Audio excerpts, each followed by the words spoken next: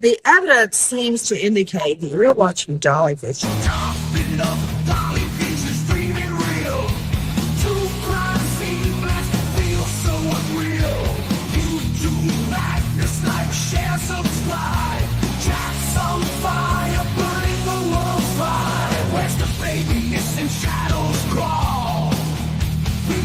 Footsteps down the hall, fingerprints of the dead, cold as stone.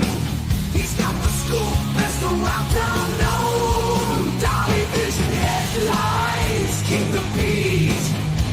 Truth unravels, crackling through the heat. Lost soul shouting, head goes in the night. Rock the truth while live on air light. Jumping up, Dolly Vision's dreaming real. True crime scene blast feels so unreal. YouTube madness like share, subscribe.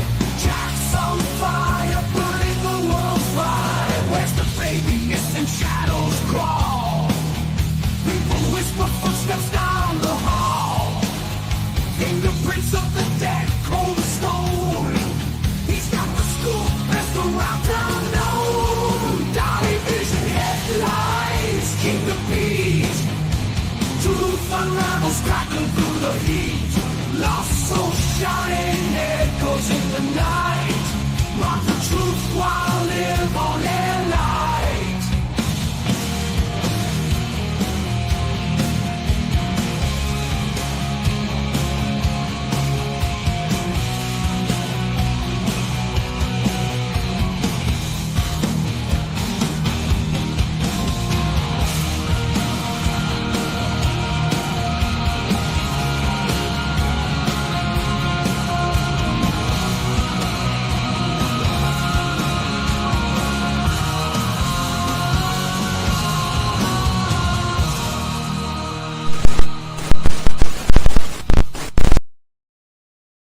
YouTube, where's them babies? That's the question everybody's been asking for like the last 26, 27 days. Where are these babies at? Kids just don't disappear. We're going to be talking the latest news on Jack and Lilly Sullivan tonight. So if you're just tuning in, do me a quick favor. Leave your DNA all over that like button, just in case you go missing. And somebody got to come find you. I can't get into Canada. So if you go missing in the United States where Dolly can come find you. But leave your DNA all over that like button. And Terry, thank you for subscribing.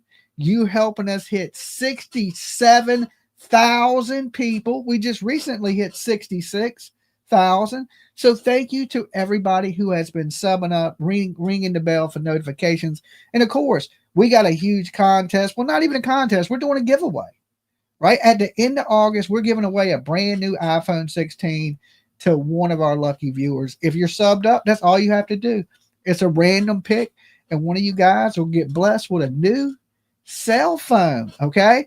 So definitely sub up, ring that bell for notifications, and feel free to share my ugly face on any social media platform you choose. Now, we're going to talk about the latest news tonight, but there's been a lot of stuff going on, right? A lot of stuff on the internet streets going on. Like somebody sent me a video today, and I get this a lot, guys. Let me discuss this with you. Clickbait. People say clickbait, right? Because my video today had, there's been a murder. All right, there's been a murder was on the thumbnail. Now, the title didn't say that. The title just said breaking information coming out on blah, blah, blah, like all my videos. I usually keep everything about the same. I don't change much. If you notice, my descriptions of my videos are all the same. I don't really change anything. I just kind of go live and kind of leave everything the same. So I get where people will say, well, this ain't breaking news. Well, I didn't change. If you notice, I didn't change the title hardly. I didn't change the description. I just copy and paste to make things simple for myself. Okay. Now, I do believe that all my videos contain something that is pretty new. All right. We usually talk about the newest stuff here. Now, listen, I'm not the fastest one to get things out. When I say the latest news, I mean, it's late. Okay. Dolly's late. I'm late night. It's 11 o'clock. There's probably been 50 people talk about it before me. So of course you're gonna be like, well, there's nothing new here. I heard this on 37 other channels. Well, you probably got up this morning at 8 o'clock. You know who didn't? Dolly didn't. Okay. So my news is the latest news for this channel. Okay. If it's breaking, if it says breaking, it's breaking on this channel. I just talked about it here. That don't mean it ain't been talked about somewhere else first. Okay. So listen, I've seen some clickbait. You want me to tell you some clickbait? There was a video today titled, "The kids were decapitated and their bodies were chopped up." That is clickbait. Okay. That is officially clickbait. If I make my video titles, you know, something where people may be interested in looking at it, we're here to spread awareness about a case. So if I bait you in a little bit and you come in, then I'm doing my job. I'm here to spread awareness. Now, did I put a shiny lure on the hook? Yes, but I didn't just completely lie. And when I put "there's been a murder" on my thumbnail, not even in the title, you're welcome. And that's what it's about, is spreading awareness for these kids. But I get people that come in and say some of the hatefulest shit over this video saying there's been a murder. Well, listen, if the kids ain't in the woods and they ain't been abducted and they ain't around, what do you think happened? Okay. Now, that is just my opinion. I tell people, give my warnings all the time. Dolly Vision's for entertainment purposes only. We talk news, rumors, gossip, speculation, theories, mixed with a little bit of comedy and a whole lot of chaos. So don't take nothing here as fact. It's just my opinion, completely satire, people. Right? The callers, their opinions are theirs and theirs alone, not reflect on Dolly. Everyone's innocent, proven guilty in the court of law, and the biggest one of them all. Don't try to be this ugly ass dude at home. Okay. It's dangerous. Your head could explode. You don't need it. You could wake up a slap ass idiot. So I guess whoever made the video today with the title, "The kids were decapitated and their bodies were chopped up," they changed the title to "something bad happened to the kids" or something like that. I don't know. To me, you know, it ain't something that I would have put, not so graphic. Now I put "there's been a murder" because I believe that these kids, I hate to say it, guys, but this is just my honest opinion. Helena, thank you. I don't believe these kids are with us. Think about it. The police can say the odds the kids are probably dead. The police can say it, but as a YouTuber, if I say there's been a murder, people are like, "Oh my God, Dolly, I can't believe you would say that." Well, I can't believe you ain't thinking that. At this point, we're going on 30 days of these kids vanishing, inconsistent statements, the parents not giving a big flying F, and y'all think the kids are out eating Jolly Ranchers somewhere. I don't know what the hell people are smoking. This ain't good. We know the sad news is coming. We knew this news right here was coming. When we got the news that those kids wasn't in the woods, who told y'all that? I knew that, right? When I told you them kids didn't get abducted from that house, we knew that news was coming. Okay, we know bad news is coming. Like, this ain't no surprise. I love, what's this to say? I love Dan forever. Dan must be a lucky guy. Okay. Gifted $5 membership. So make sure you thank her and give her a big virtual hug because she loves Dan. All right. Give her just as much love as Dan does. But we knew these things were coming. Malaya lawyering up is the big gossip on the internet today. Well, we've heard this the other day, but a lot of people are talking about it today that she's lawyered up. Why? Daniel passes a lie detector test. Okay, so that's breaking here. We ain't talking about that, right? I didn't even put breaking in the news. I just put the latest because I'm late as hell getting here tonight. PJ starter had boxing classes, so we've been at the boxing gym all night, right? Working on my jab, and yeah, all that good stuff. So, but I'm here now. That's all that matters. That's all that matters, right? So this lady's lawyered up. He allegedly says he don't know if he could tell the results of the lie detector test, but it is good in his favor, is what he said. Now, is there a possibility that Daniel don't know what happened. Now, listen, I don't believe lie detector tests. I honestly don't. Listen, Ted Bundy passed a lie detector test.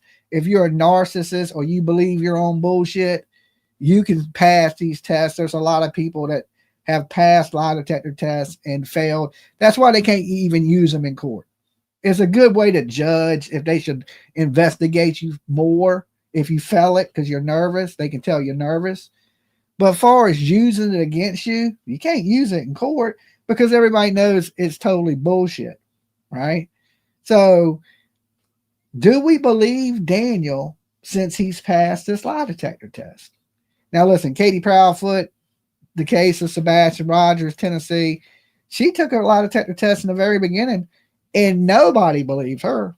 Okay, still, a year and a half later, they still don't believe her. Okay, so I don't think many people put too much weight in these lie detector tests, but he has been accused from the very get. A lot of people always think it's the evil step parent that did something bad. Like, it ain't always the new boyfriend or nothing like that. Like to me tonight, I took PJ's kid to her boxing classes, working on her jab and making her a badass person, right? Everybody's not evil, and everybody step parent or mama boyfriend don't treat the kids bad. Okay. So, is Daniel a bad guy? Now, I've seen people online talk about Daniel, and they talk good about Daniel. Everybody said that knew him said he was a decent person, that they couldn't believe he would, be involved in something like this. Now, I don't know if them people are being truthful or not because, listen, guys, we don't really know Daniel. We only get what we see. All right. And what we see is a guy that appears to be acting sad and worried. Okay.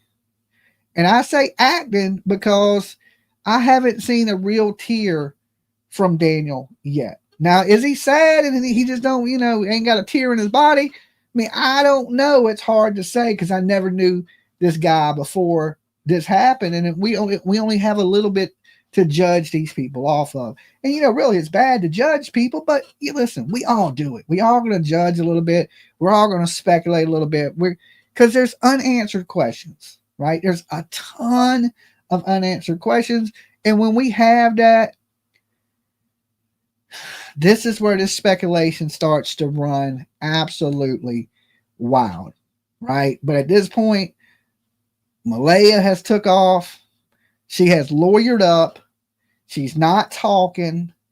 She's saying it's because the police are telling her not to talk, which I believe is the biggest lie ever. And that is coming from her family, right? Which, of course, if you did something wrong, who's going to be the first people to cover for you? Your family, if they like you, right? If they like you. If they don't like you, they might tell on you. So still in this case, the only reward that remains out there active for any information leading to the discovery of these two kids is by Dolly. Me. Okay? Nobody else has offered 1 penny out their pocket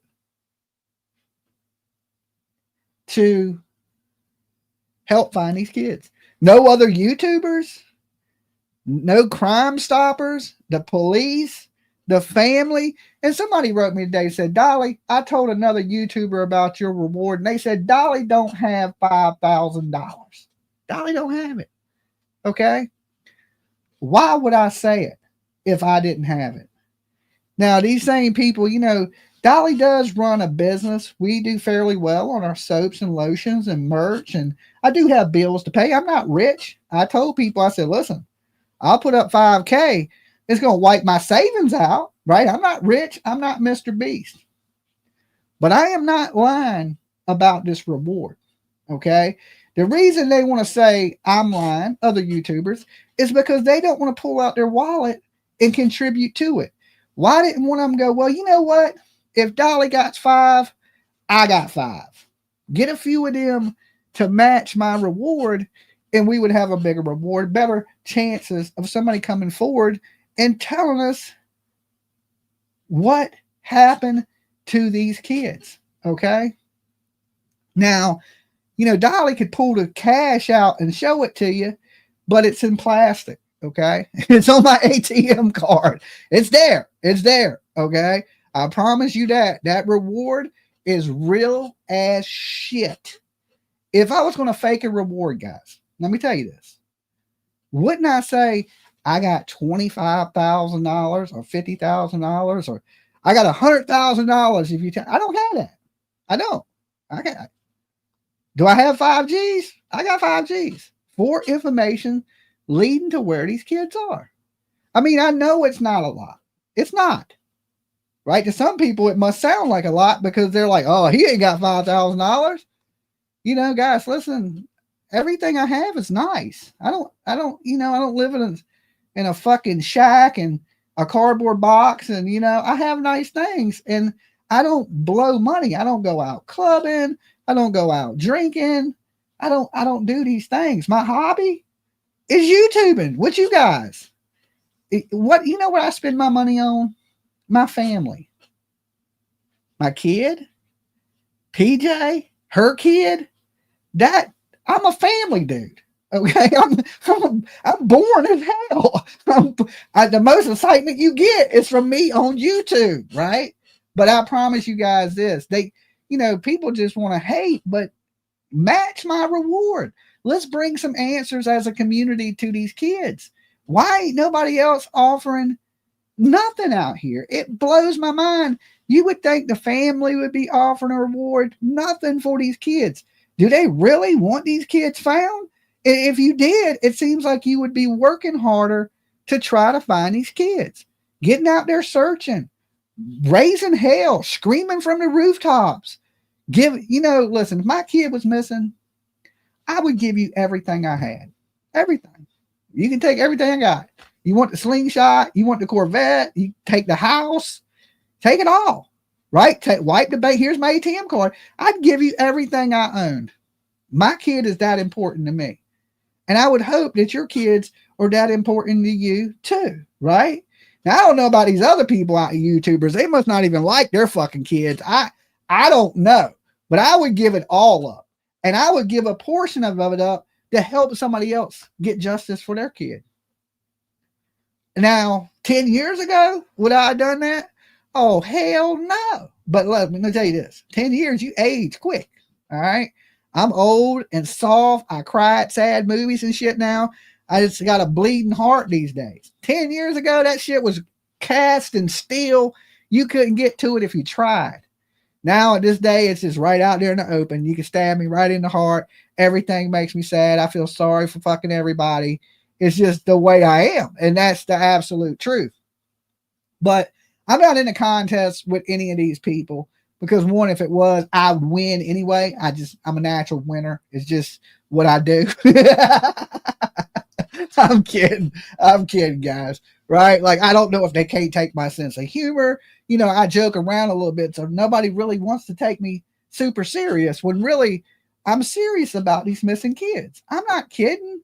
I'm a parent, just like most of you guys watching out here. And I would say I'm a pretty good, I ain't going to say I'm the best parent ever, right? But I'm a pretty damn good, decent parent, all right? I've seen bad parents. I've seen some, and my mission, I can't say my mission is complete, but far as raising my kid, that mission is complete. That task, I got an A on. Okay. She's grown. She got her own place, own car, got a good job. Right. So I would say, but that job never ends. Being a parent never ends.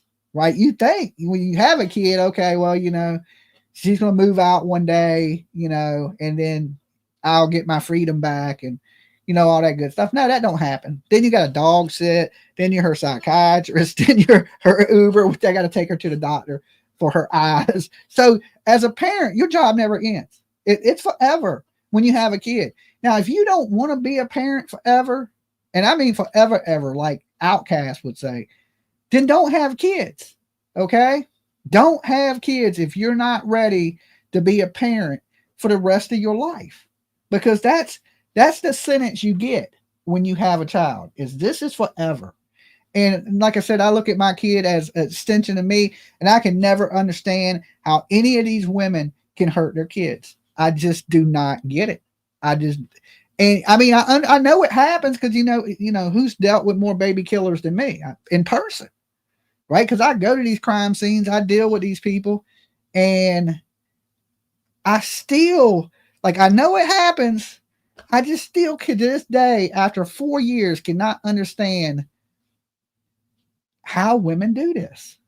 Or men, okay? I ain't going to just attack women, but lately it's been women slinging their babies in the trash like it's a trend. And that is a scary situation, and it's happening more and more. I ain't saying there ain't no bad dads out there that don't kill the whole family and all that shit, right? Usually when men go crazy, they kill everybody, all right? Us dudes, we crazy. We taking out the whole family. Women usually tend to murder the kids. Okay. I just like, what the hell? And you look at Malaya, like when I see her, like she looks like she's had a hard time lately. But when you see these pictures, like in the thumbnail here, she's a very pretty girl, right? She looked happy in all the earlier pictures of her. And it's hard to think you look at this pretty girl that looks like she has everything going for her, bright future, and go, man, she's possibly a killer, right? It's hard to do that. But these days, some of the nicest looking people are damn axe murderers, okay? I mean, she looks like the girl next door, but was she overwhelmed? Daniel hasn't lawyered up. He's still giving interviews. I'm still suspicious of him. He's the most Chris Watts acting ass dude I think I've ever seen. But listen, like I said, I don't have no proof that he's done anything, and there's not enough evidence right now to arrest him. But I believe that when they took his phone, things shifted in this case. And we know now that he's still talking to Malaya. Okay, remember she blocked them. She put single up there, ready to mingle. That was a huge red flag on her part, right? I'm starting to lean more towards the mother than I am Daniel's son. Okay, like, it was 50-50. They were both my number one suspects. Now I think it's 60-40. Malaya. Right? Because Daniel, he's been pretty forthcoming, according to him, in the media outlets, that he's been cooperating with the police. Now, the police can't interview Malaya without her lawyer being present. So, and we never heard anybody accusing her, right? Everybody was going at Daniel like crazy. Thank you, Katie. Thank you. All right. It's good because I read a lot of, how dare you clickbait because I put there's been a murder in this case. Now, listen, I could be wrong. That's just my opinion. Okay. And, this is my channel. So I have the right on my channel, people out there watching out there in the ether, to write whatever the hell I want. Okay. If I want to write Jack and Jill went up a hill to petrify on fucking water,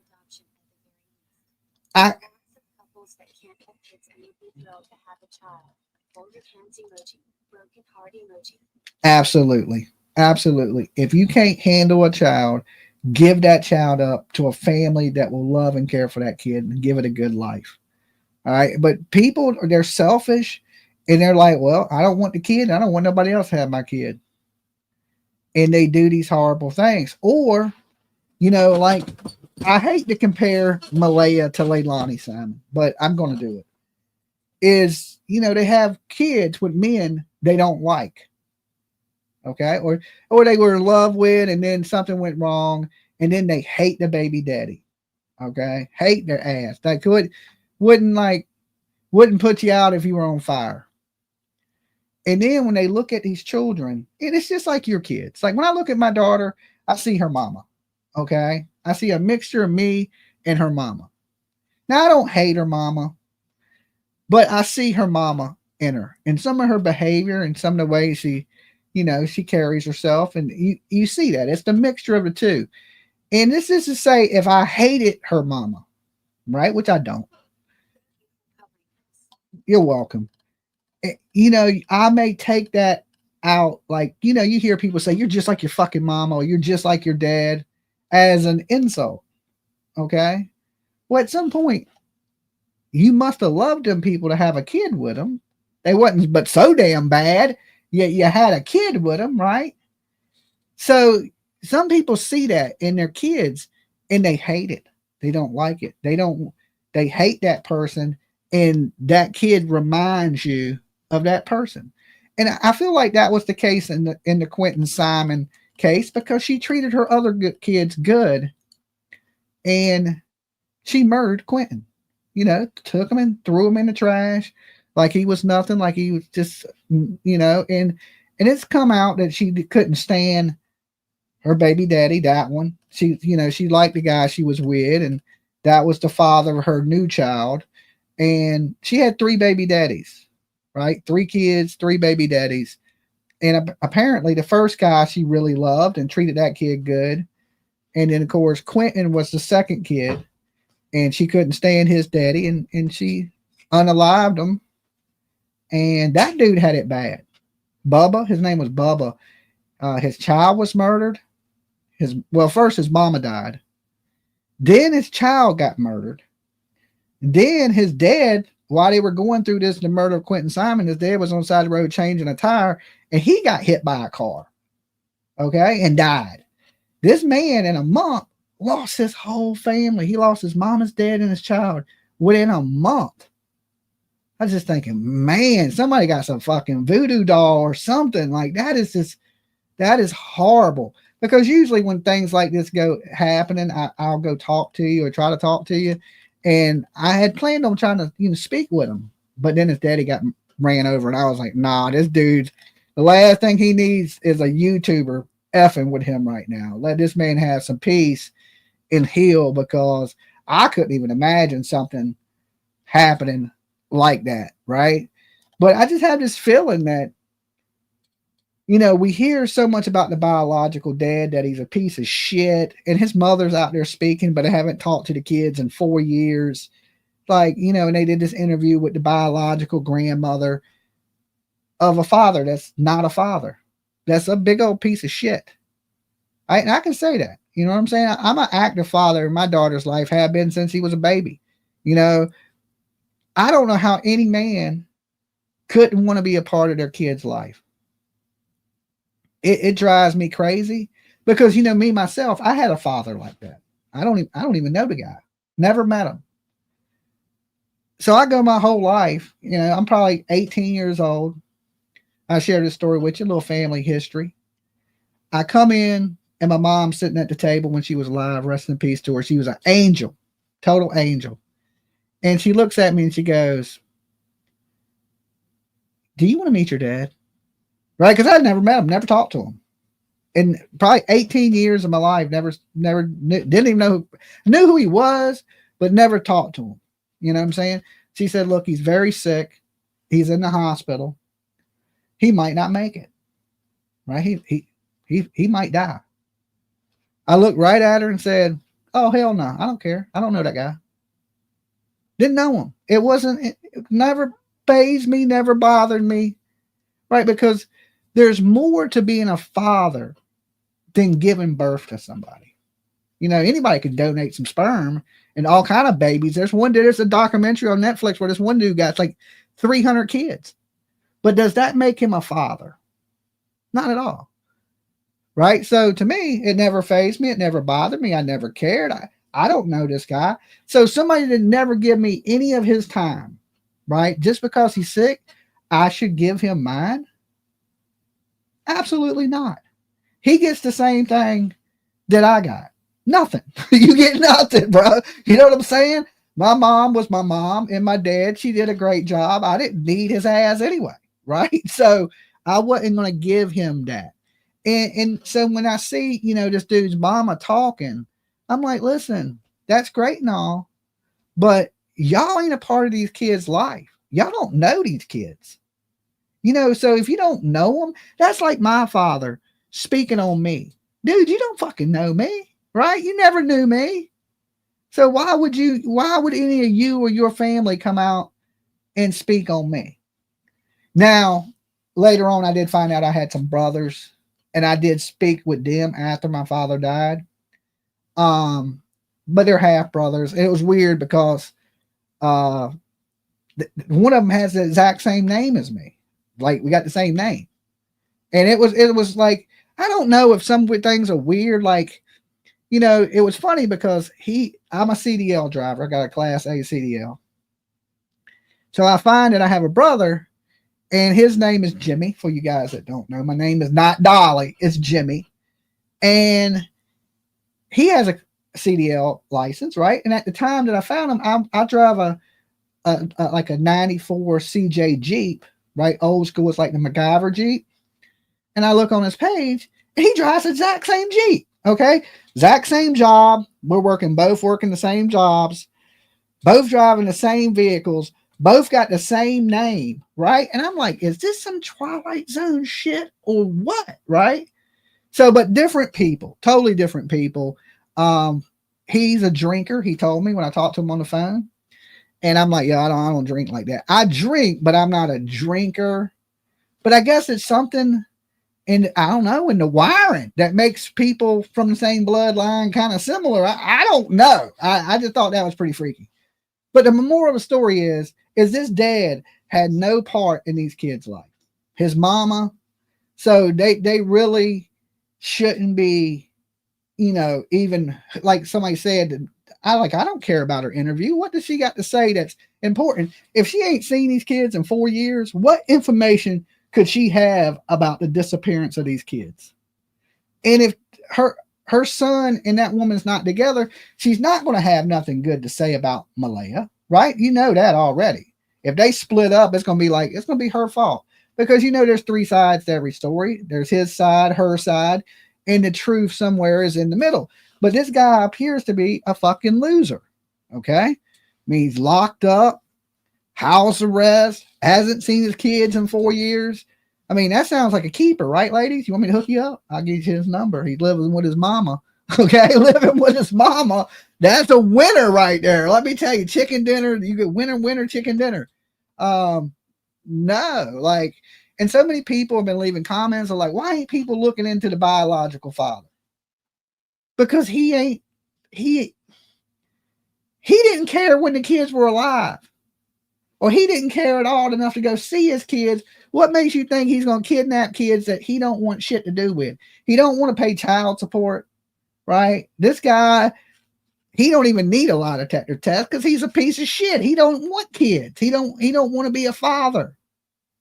Just because he donated some sperm don't make him a parent.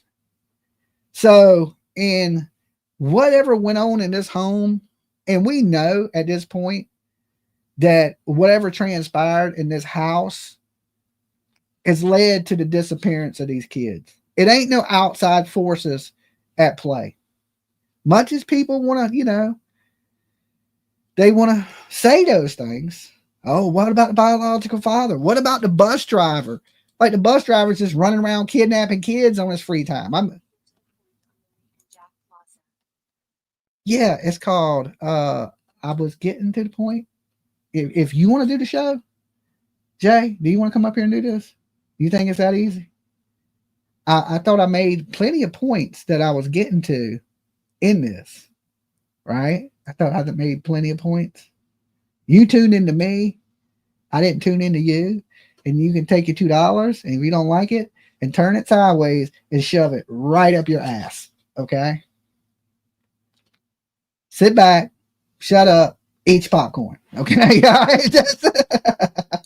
Sorry, Jay. Sorry. Well, you're interrupted. You're interrupted right now. I'm on my rant. Hey, listen. If you don't like what you're hearing, if you ain't got the patience, there's a billion channels on YouTube. You can take your little ass right over to somebody else. I know this dude with a monkey. Okay. You better have some patience though. You're going to watch him because it'll take him an hour to get to fucking any point. Okay. But if you like monkeys, I can hook you up. Okay. And you need makeup tips. I know the guy. I know the perfect person for you. You might be at the wrong channel. You might just be in the wrong damn place tonight. It happens. You meant to take a left, but you took a right into the wrong channel. Okay. So The point of the story is the walls are closing in on this family. There ain't no outside forces, Jay, if you would have let me get to it. There's no the bus driver. There's no the biological father. There's no none of this. This is involving this family. This is inner chaos, right? This is called dysfunctional. Now, listen, there's a lot of families out there that's a little bit dysfunctional, but kids don't usually come up missing. You know, that's the point that I'm trying to get to. And, you know, a little bit of news. There is a memorial for Jack and Lily. I'm going to share this picture with y'all guys real quick. Now that Jay is being quiet and not rudely interrupting anymore. Please continue your rants, brother. Always good one. Thank you, Mab. Thank you. Mab's at the right channel, right? He come to hear my rant and my bitching and my moaning and my complaining and my pointing a finger at people, okay? If you are here for something else, you at the wrong damn place, let me tell you. Thank you. I love you guys too. You are the best. But they have set up this memorial in front of the RCMP. And you see it's like a little lighthouse and it says Lily and Jack. Now, when I spelled Lily with one L, everybody kept telling me that it was two L's. It's Lily with two L's. The mother spells it with two L's. But now that we see the memorial, it's spelled with one L. Now, in my video, I spelled it with two L's. But in the beginning, I was spelling it with one L. But then again, I misspell everything. Okay, I misspell everything. So I just figured they were right. They were like, hey, it's with two L's. Started all the way over, Dolly. He interrupted you. I don't want to make that man pull his hair out. He paid $2 to be rude. Let's give him a little respect, okay? Time is money. My time is important. I get my news from on viewers or clickbait. Get to Pointy Plaza. The time is money. My time is important. I got my news from on you. Others are clickbait. Get to the point, please. Okay. All right, Jay. All right. Your time is money. I think that my suspect is shifting more towards the mother. Okay. I know everybody wants to, Daniel got some weird family. I'm still not saying he ain't a suspect, but I'm just saying my point is this. My radar is going off more towards Malaya, especially now that we know. Let me pull this up. That old Daniel's son, you know, has allegedly, where did I do with this video? Right here. Hold on, let me pull this up for you guys. Has passed a lie detector. Right. And did you get results from that yet? I do have results, and I don't know if I can share those results, but they were good in my favor. We'll say that. You mentioned last time we chatted that you'd offered to do a polygraph test. That is correct. Has that already happened? That has happened. Right. And did you get results from that yet? I do have results, and I don't know if I can share those results, but they were good in my favor. We'll say that. You mentioned last time. Okay. So they were good in his favor. Does that mean he did it or he didn't do it, right? Good in his favor. Well, that's pretty much like saying he passed the test. Okay. Now, how many people believe him now? We do a poll every night.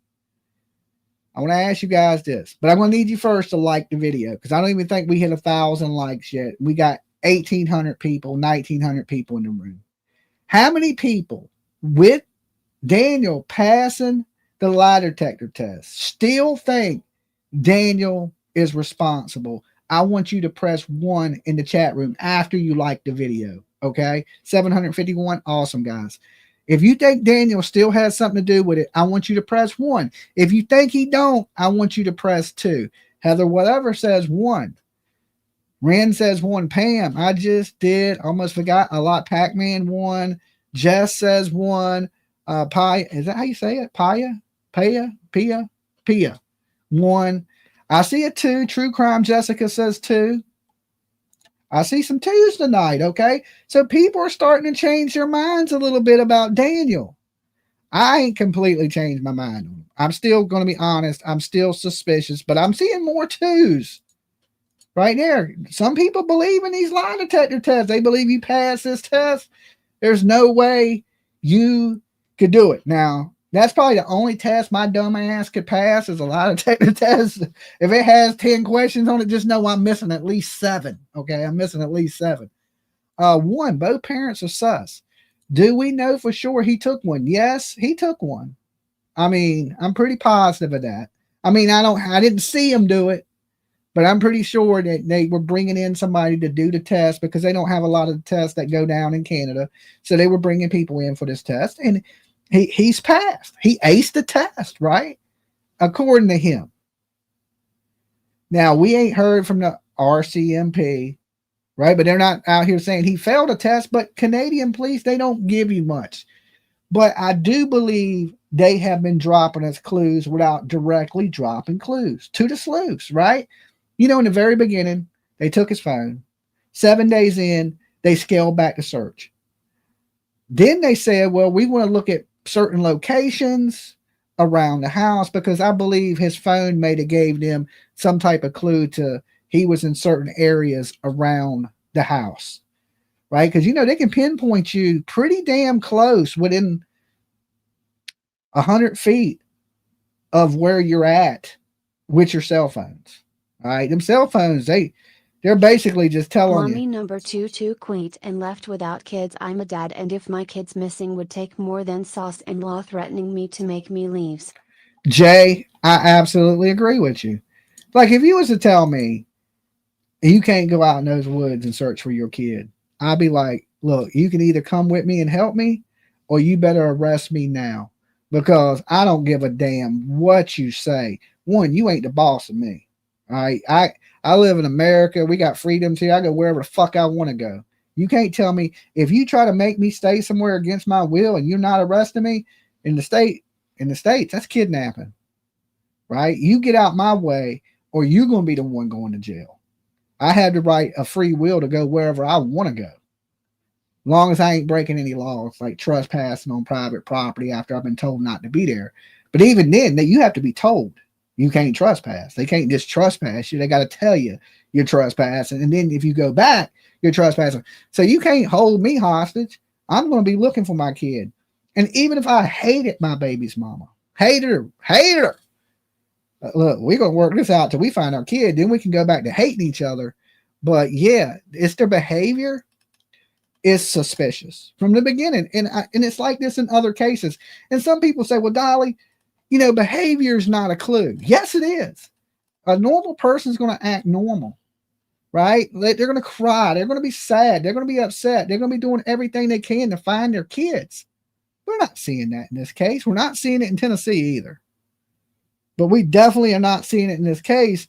In this case, it's not getting the attention that it needs. So many people have been thanking me for covering this case, and you guys are very welcome.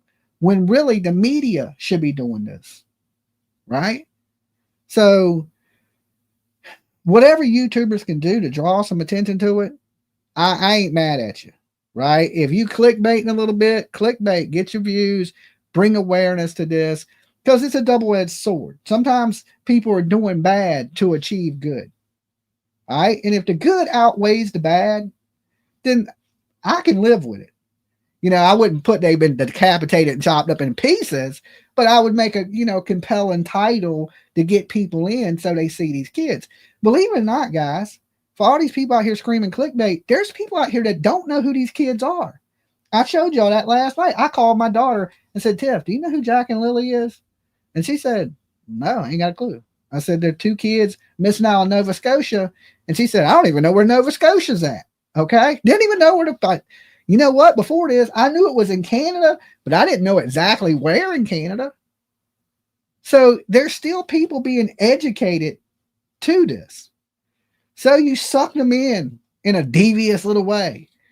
But when you got them there, you educated them on the story. You made them aware of what is going on.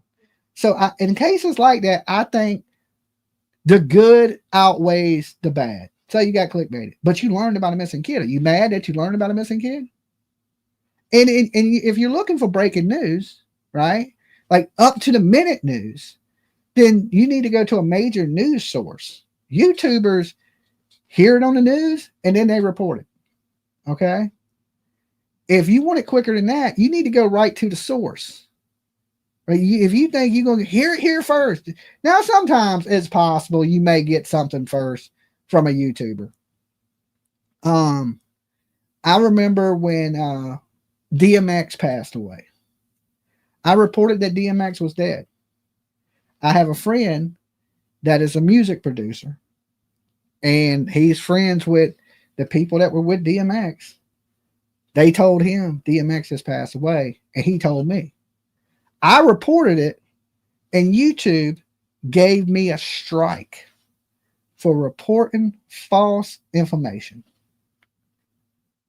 And then an hour later, it comes out that DMX had died that night in the hospital, right? But I knew. I was absolutely right. They never took the strike back either, okay? They never took it back. But I was one of the first people in the media to report that, all right? I got 2 strikes. I got one for Kobe Bryant, too, back in the day. It came on TMZ, right? And I was getting alerts on TMZ, and they reported it, and I was setting up my live. So I reported it. So I was the 3rd person to report Kobe Bryant, right? The 3rd person. There was 2 people. TMZ, very first people. There was 1 news channel where the helicopter crashed, and me live on YouTube. And there was 30,000 people in the room with me. And everybody was like, "Are you sure, Dolly? Are you sure?" I was like, "Listen, I'm telling you, this man has lost his life in a helicopter crash. I don't come up here and report just lies, right? That ain't what I do. If I come up here and say it, it's 98% accurate of what's being said." I got a strike for that too, right? And like they don't. And then I told myself, I said, "Well, look, if they're going to hit me for everything that I try to report first, then I'm not going to report the shit first, okay? Because then, you take a chance of, your channel going down for 7 days, can't stream, can't do all that, right? And all I'm trying to do is bring people up to the minute news. So then I was just like, hell with it. I'll let everybody report, and then I reported. It ain't that big of a deal because I wasn't doing it for the clicks and views anyway. I was just spreading the information to let people know. The sooner you know about something, I think it's the best, right? I want to know now kind of the attitude. It wasn't about how many people are in the room to me or nothing like that. But you really got to watch up here reporting things, first. The gamer girl. Hey, gamer girl. Thank you. You're helping us hit 67,000. So, they followed up on hundreds of tips so far in Jack and Lily because there has been sightings of people thinking they've seen Jack and Lily. There's been one at a gas station, one at a hotel. And we got to remember the Royal Canadian Mounted Police, they got to check all these leads because, they say there's no signs of abduction, but they haven't completely 100% ruled it out. They're saying it didn't happen, but they also say they can't, over 300 tips. Thank you, Matt. They can't rule it out. And they've interviewed over 50 people. And after they realized that the children were seen with a family members, all right, let me correct that. Family members in the city on video. So there's proof that these kids were alive the day before they went missing. Now, a lot of us, even me, I'll tell you when I make a mistake. I said, I think these kids went missing that Wednesday, or they went missing days before they were reported missing. But I was wrong. It appears they didn't. They were there the day before. Now, did they ever go back home? Now, that is the question. When they were off, thank you for joining, Alex, and thank you, Angela, for the super sticker. Did they ever go back home Thursday night? Okay. That is the question. A lot of people believe that the kids may have been with Malaya's mom that night. So if they were with Malaya's mom, did they ever go back home that night? And I would have to say they did, because let's just say Daniel's telling the truth, right? Which his story is inconsistent and it seems like it's very scripted. But he said that Lily came into the room multiple times that night and he asked her to keep it down because Meadow was sleeping. Okay. So that means they would have been there that night. Now, if we believe that Malaya done something to the kids, right? Wouldn't Daniel be a witness to that if he was the one that was awake and she was asleep? Let's just say they're telling little Where's the baby? Maya, babies with an S. If it was just babies, it would just be a baby. But this is babies. And that's why I'm amazed that it's not way bigger than it is. Thank God YouTubers have picked this up, because the media in the RCMP, yeah, let's be honest, Canada, they've dropped the ball on you. It's almost like they're trying to sweep it under the rug. Like, is this what happened in the States? This shit would be the biggest thing on the news. And it's not even hitting y'all's major cities. It's not even hitting the United States. I can't believe it. I can't believe it.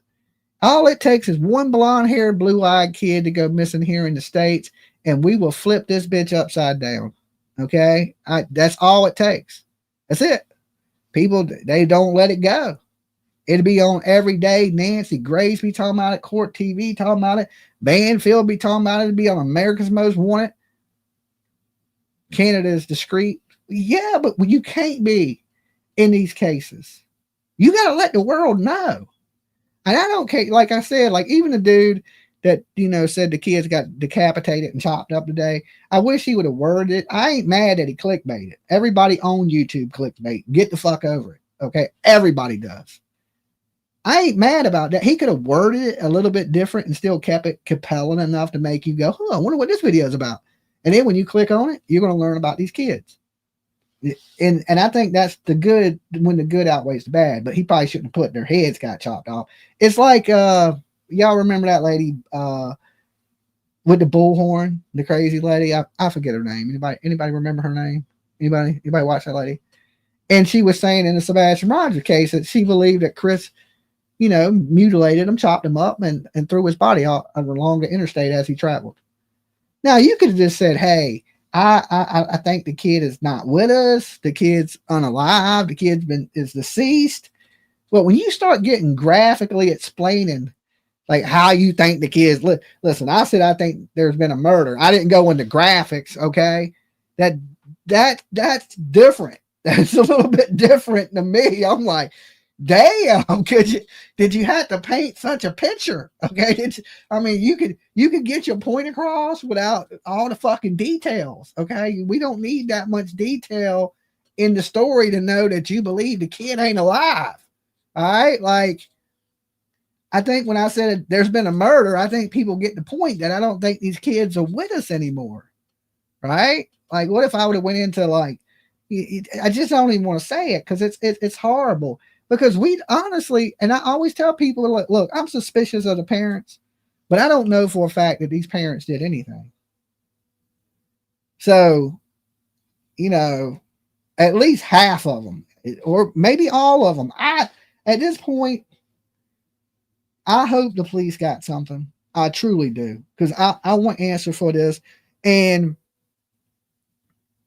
it's not a real common thing for two children to go missing at once. What did that say? Dirty Diddy is big in the headlines, Dolly. And yes, I hope he goes down. Not to be off topic. Okay. That's what I'm saying. There's things that are not as important that are bigger headlines than two missing kids. But what's more important than these missing kids? Who gives two shits about P. Diddy? Nobody cared about P. Diddy when he wasn't in trouble. Nobody cared about P. Diddy when he was making music. I know I didn't. He's horrible. Who cares, right? Who bought a Sean John shirt? Not nobody in this chat room, okay? Anybody in here own a Sean John shirt? Anybody? If you did, press 1. I won't judge you. I won't judge you. I ain't never owned one. I ain't never care about P. Diddy. I like Biggie Smalls and never liked P. Diddy, okay? So it's things like that are taking over the headlines and are not important. These kids are the most important thing. You ever heard the kids are our future? That's right. We got to protect our kids. It's human nature to protect your children. You hear people called the mama bear. Don't make the mama bear come out, right? It's just naturally protect their kids. So when people fail their children, a community has to stand strong. When things go quiet, that's when you got to be the loudest. Okay? When everything's getting quiet and people are forgetting things, that's when you scream to the top of your lungs to make sure everybody hears it and everybody knows it. When people are guilty of crime, they want people to shut up. They want people to be quiet. They don't want nobody knowing. But we want everybody to know. When you're on the end of justice, you want the whole world to know what's going on. And Jack and Lily, beautiful kids. They deserve that. They deserve everybody on the planet to know that they're missing. Absolutely do. They deserve that. They need a voice. Right now, they don't have a voice. They got Daniel that's more concerned about his guilt or what people think about him. And they got a mother that's not saying nothing. That is lawyered up. And I ain't saying innocent people don't get attorneys. Did they find the kids deceased? No, they have not. There's nothing really big that's like earth-shattering news, okay? It's still just get people aware of what is going on. And I'm telling you, I mean, a lot of people in true crime now know, okay? But everybody don't know. And the important thing is we spread it as far as we can spread it. So if you see some compelling titles in a video, don't be all butthurt. Be thankful that those people took time to make a video about the kids to spread awareness. Because they didn't have to do that. They could have clickbaited something totally different. Either way, YouTube is filled with it. That ain't going away because people want you to watch their videos. So sometimes people have reasons for wanting you to watch them, and some people just need attention. That's it. Now, if the attention was about me, I can understand you being, hey, Dolly, you clickbait and you're trying to get yourself some attention and you're trying to get some clout. Let me tell you this. For all you people that say fucking, I don't come from the clout era. I don't know nothing about clout. That is young kid shit. I'm a 50-year-old man. Okay? I don't need no fucking clout. I don't need a hug. I don't need none of that. I just need you to shut up and pay attention for a minute. That's it. I just need your ear for a few minutes. That's it. That's all I want. I don't want nothing else. All right? I don't get paid on likes. YouTube ad revenue Where are Lily and Jack? is change. Okay? I don't, the whole, you do things for clout thing is, I don't even understand it. That didn't even exist when I was young. All right? It didn't even exist. So to say something to a 50-year-old man, you know what I'm saying? I might have needed that when I was 20. You know what I'm saying? Some clout. I had to learn what that shit was. My kid had to tell me. Okay? Like, that shit ain't even in my vocabulary. I'm an 80s baby. We didn't have clout in the 80s. We didn't have fucking internet. Okay? It don't even make good sense to me. Somebody says you're not 50. Stop it. Wow, I am 50. I'm 50 years old. I'm just a good looking 50. Don't. I'm a young 50. I'm a young 50 to new 40. Okay, 50 to new 40. Don't get it twisted. I'm an old ass man. And when I hear this stuff, it cracks me up, right? Like, I'm like, oh yeah, you don't know shit. And some of these people that don't even watch the video, you can tell they don't watch the video. They're like, and I'll leave comments like, did you even watch the video? Right? Like, what the hell did you watch? Like, you just seen the picture and said clickbait. Damn. Right? You got to make shit stand out, to get people to watch it. So, and if anybody feels like they've clicked on something that, led them to something that they shouldn't have got, right? Like, now, if I said, to search for Jack and Lily, and then I made a video on me fishing. I would say that's clickbait, right? Ain't got nothing to do with Jack and Lily. But if you click on a video that says Jack and Lily, and the whole video is about Jack and Lily, how do you feel like you got clickbaited? I'm like, man, the video is about what it is. It ain't, it may have like sucks you in a little bit thinking it was something else, but the title tells you what it is. Okay. But if you see a picture and you know, you ever remember the Enquirer had Bat Boy? Did anybody pick up the Enquirer in the grocery store and say, fucking clickbait? No, they knew that it was Bat Boy won't real, but it gave you something to read while you was standing in fucking line to get your groceries. Okay. Remember the Globe, the Enquirer? Anybody remember those? All right. The fucking lady gives birth to alien. Now, you know, there ain't no damn woman out there give birth to an alien. You know, that didn't happen. Okay. But the story will be, you know, somewhat based in, you know, alien or sci-fi or something. You know what I'm saying? It give you a little entertainment, right? Occupy your brain for a fucking minute. But you know, there ain't nobody, you know that shit ain't real. Okay. Like this is what the other day I made a picture of Daniel in handcuffs. I photoshopped it. I cut his head off and I put it on a dude going to prison's body. And it told, the video was about his contradictions. You know, it's foreshadowing what's coming. Right. And people are like, fucking clickbait picture. Like, you know, he ain't in jail. He's giving interviews. Like the picture's not meant to be taken seriously. But somebody sees it and then thinks that I meant for it to be like I'm trying to fool you that he's in jail. And the video tells you he's not in jail, that nobody's been arrested. You got to use a little bit of common sense, right? This is a little fucking tiny bit, this microscopic amount of thinking.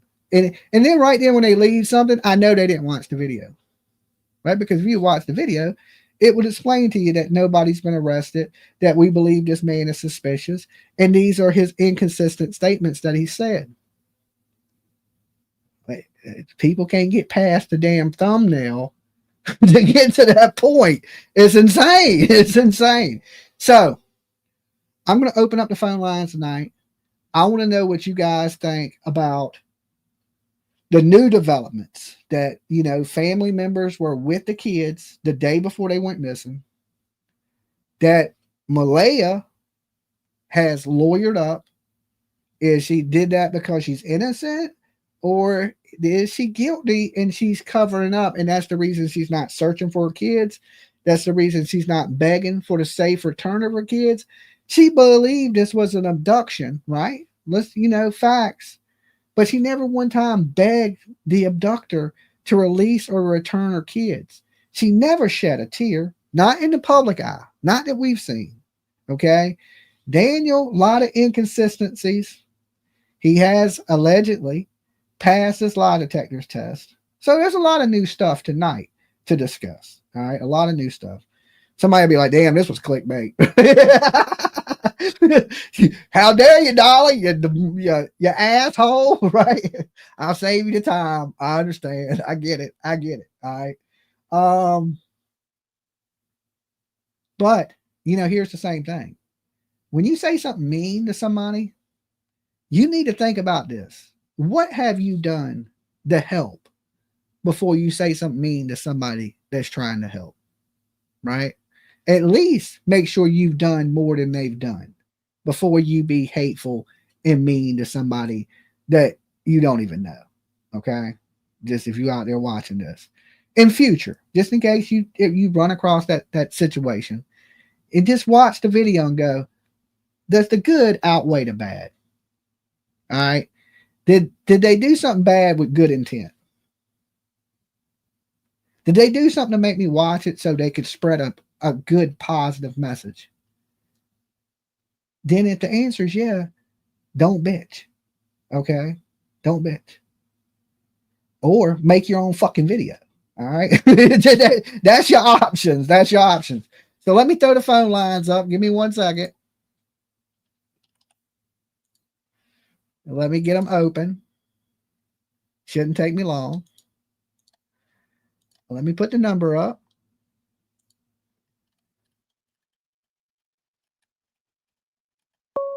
Hey.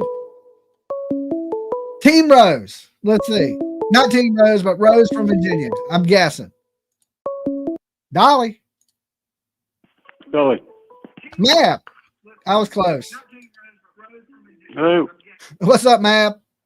What's up, Dolly? I was close. I said Rose from Virginia. You're like the second best thing. I got some theories to run by you. No. Let's do it. Let's do it, Mab. What do you think?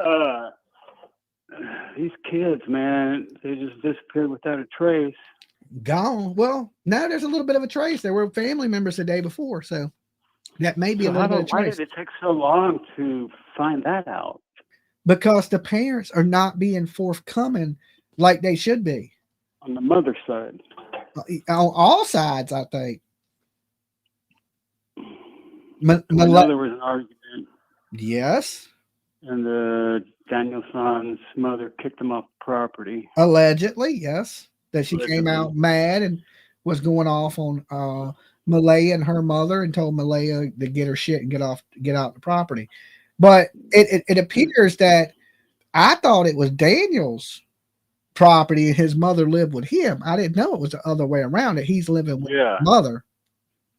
Yeah, it's her property. Then why does she live in did she give up the trailer for him and the kids and she lives in the little RV? That's a good mother there, because I'd be like, you take your ass back to that damn little crack RTV in the back. Mom also needs his, 27 cats and a dog. Yeah, she's happy. Yeah. I hear she's a cat lady. Yeah. 2 boot prints. I mean, I think if I gave PJ 27 cats and a dog, she'd be happy. Yeah, if I gave my old lady. We got a bunch of kittens right now. Cats. We got a bunch of kittens right now. Anybody want a cat? Yeah, I got sucked into that. There's like 30 kittens. There's like a whole jungle of them. It's like a mob. 30. It's a lot of cats. I mean, there's so many of them I can't even count them. Oh man. Oh, that's crazy. Yeah. How did you end up with all these kittens? Because we had a couple cats and they need to be fixed. And they had babies and they must have had a huge litter apiece. And there's so many kittens, we don't know what cats belong to which mama cat. It's like a free for all. Are they at the age where they're just like running around yet? They're just now starting to run around, but we gotta find homes for 37 kittens. I don't know. It's a lot. You have to camp out in front of Safeway or the grocery store. I guess. Anybody want a cat out there? We're gonna box them up, mail them out. Okay, we'll poke some little holes in the boxes. Get a dolly cat, $19.99. Yeah, somebody knows what happened to these kids. I mean, yeah, somebody knows something, and I think it's the parents. The parents must know something. I agree. Because being that rural, I just don't see the kids running away at all. That's just not feasible. I mean, it's just not something 2 little kids do. No. And I mean, even people, the experts in Canada, saying it's unprecedented for 2 kids to go missing and there be no trace of them. None. So yeah, and then the RCMP kind of dropped the ball in the beginning. They should have shut down the roads, made a perimeter, checked all the cars, how they do like the Calvin Conte thing. They should have set a perimeter. They should have searched to a 5-mile perimeter. I don't think they were 7 days in and never brought in cadaver dogs. That's ridiculous. I mean, we keep having these cases like this. Same thing with Sebastian Rogers. They didn't take it as maybe a crime until way late. Yeah, absolutely. I think when something happens like this, they should confiscate the electronics, do forensics on the house first thing, while all the other people are looking for the kids. Time it took them to bring the dogs in, people had all trampled all through the woods. Yeah. So if there was a trail, people trampled all through it, and the dogs couldn't pick it up, even if they wanted to. I seen your video. Yeah. I mean, and these things are happening. And this is according to the experts. This ain't my dumb ass saying. Experts are saying these things like, "Hey, y'all drop." I mean, I knew they were dropping the ball, but I mean, now you know, you got. I'm an idiot, but now we got experts saying the same thing that my idiot ass said. So you got to be like, "Ha, I was right." See, I told you you can't do these things. And then, you know, when kids go missing at this age, they need to treat it as a crime instantly. Yeah. They need to, I agree. like you said, they need to clear out the house. That way there's no why people forensic teams. they can't be in there cleaning up or getting rid of shit or doing any of that. It's locked this bitch down instantly. Same thing with Sebastian Rogers when they were allowing Seth to walk into the house. Same thing with John Benet Ramsey when they were letting people in and out the fucking house, and it's a crime scene. The baby's body's in the house. Brian Kohlberger, even though the police weren't there. Brian, so absolutely. Once that crime scene is contaminated, you don't know who's who. You don't know. You can't. It's hard to make it out. Now it's like you had a puzzle that was almost put together and somebody knocked it off the table. And now it's shit scattered. Tomorrow with an expert. Are you? We're going to see what he has to say. Yeah. What are you doing? I can't really say. Okay. All right. Everybody would know. Oh, okay. All right. Expert on what? On missing kids. On missing kids. Okay. Ma'am. Are you making videos? I got to start putting out content, or I'm never going to win that damn Turtle Island. You never win Turtle Island with no content. I mean, I'm just letting you know, you better do something. Better do something huge. I'm getting sick of being third. Sick of being third. All right. Everybody can't be a winner now. I was the best. God can only pick so many greats. You know what I'm saying? He reached down when he plucked me out. You know, he was like, "Look, we're gonna make you one of the great." He can't grab everybody. You can't grab everybody. I know. I think my ticket's out there though. Okay. All right. Well, got to put a little effort into it. Well, I wish you luck there, man. I wish you nothing but the best. All right, you be good. All right, brother. All right, peace. Peace. Dolly. Hello. Can you hear me? I'll give you a second. This is an international call that's coming through. Hello. All right. You may want to. Oh, they hung up. They're calling from some country outside the U.S. Dolly. All right. You may. Oh, they hung up. Dolly. Yes, you got to turn me down in the background. Dolly. Dolly. Yes, you got to turn me down in the background. Hello. Hey. Hi, Dolly. It's Doctora Latina. Okay. Hey, I was going to give you my real last name that I go by. Okay. Well, that's fine. Dr. Latina's good. So what's good with you? What are your thoughts on these missing kids? Well, I agree with the gentleman that just called. I think that for some weird reason, law enforcement is often just a little bit slow on the uptake. And we all know that it's, within the first couple of hours, if you don't get on top of something with a missing child, the chances of finding the child are much decreased. Yeah. And then, of course, you've got these parents that are, I don't know, man, that they seem like they're a bit, as you said, not very forthcoming. But I have a question for you. Uh-huh. You've said a couple of times over the past week or two that these parents are so very young. Mm-hmm. They don't look that young to me. Well, How old are they? I would say they're in their early 30s. Well, that's not young in terms of needing to be responsible for raising a child. I thought you meant young, like 17. Oh, no. I'm just saying, they have 3 kids. That's a lot to handle for anybody. 3 young kids, that puts a lot of stress on anybody. And, the fear is one of them got upset about something that possibly could have snapped because they couldn't take the pressure of 3 kids crying. They got a young 16-month-old baby, right? Yeah. They got, allegedly, they're saying that Jack and Lily is on the spectrum. And Lily, she likes to scream. We know that from the birthday video that came out. And I just thought to myself, is this mother overwhelmed? I was in the grocery store and I seen a lady pushing 3 small kids around in a cart, and the kids were jumping out the cart, screaming, snatching shit off the shelves.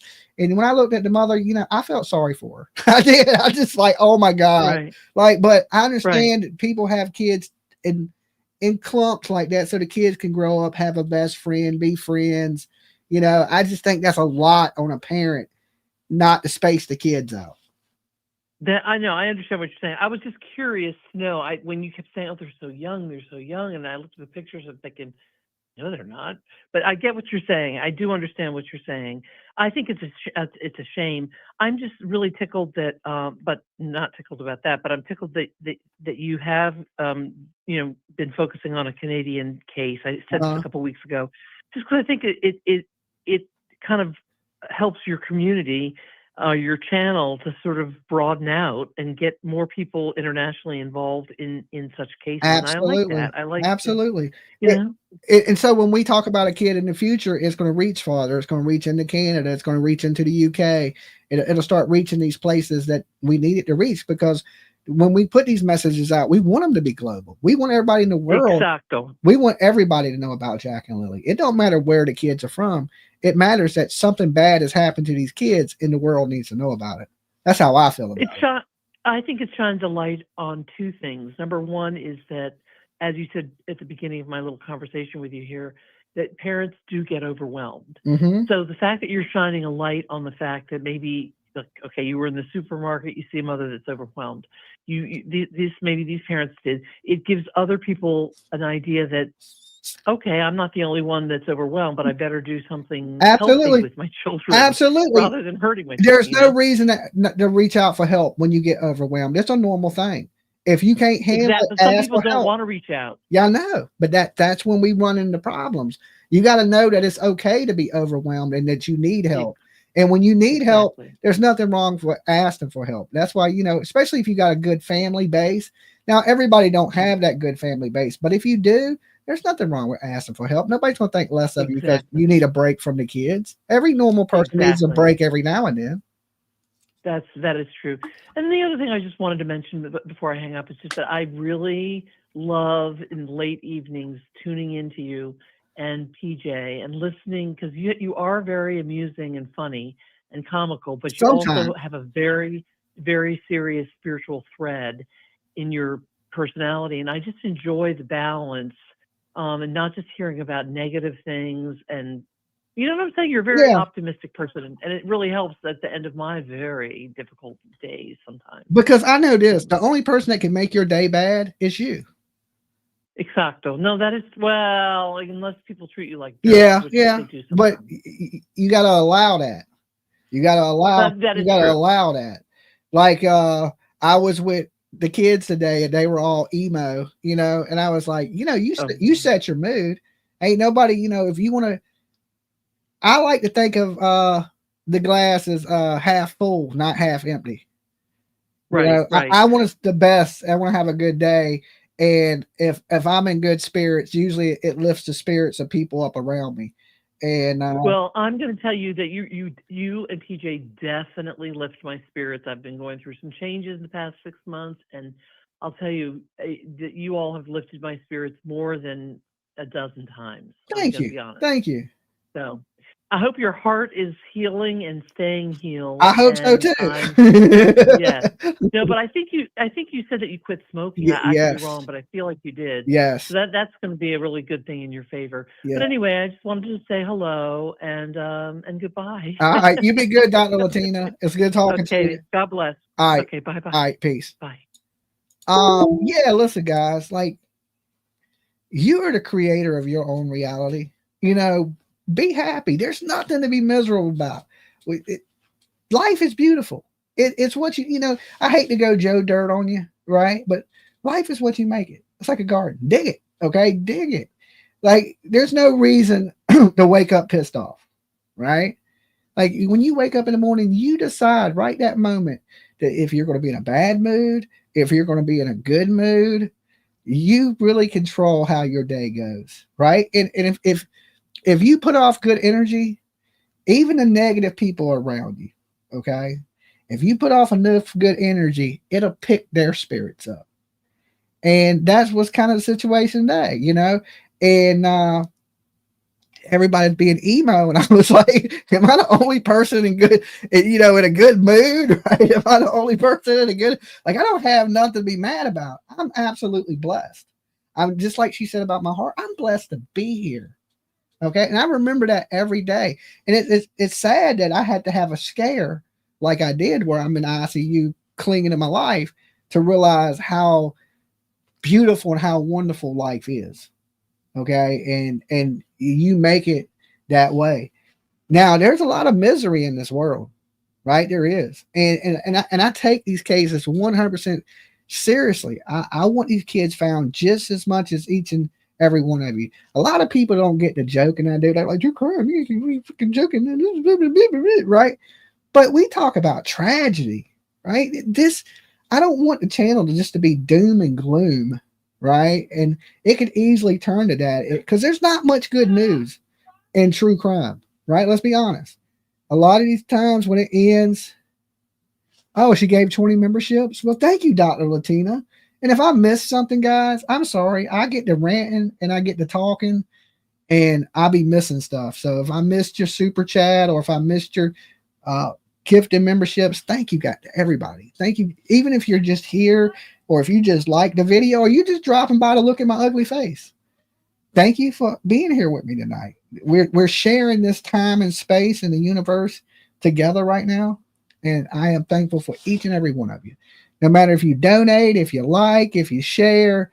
But I know this, we got almost 2,000 people in the room tonight that care about missing kids. And that is awesome to see, right? Totally awesome to see. And what can we do to help? That's what got me into true crime. I asked myself in the middle of the night, one night, I was like, what could I do to help? I'm just one idiot.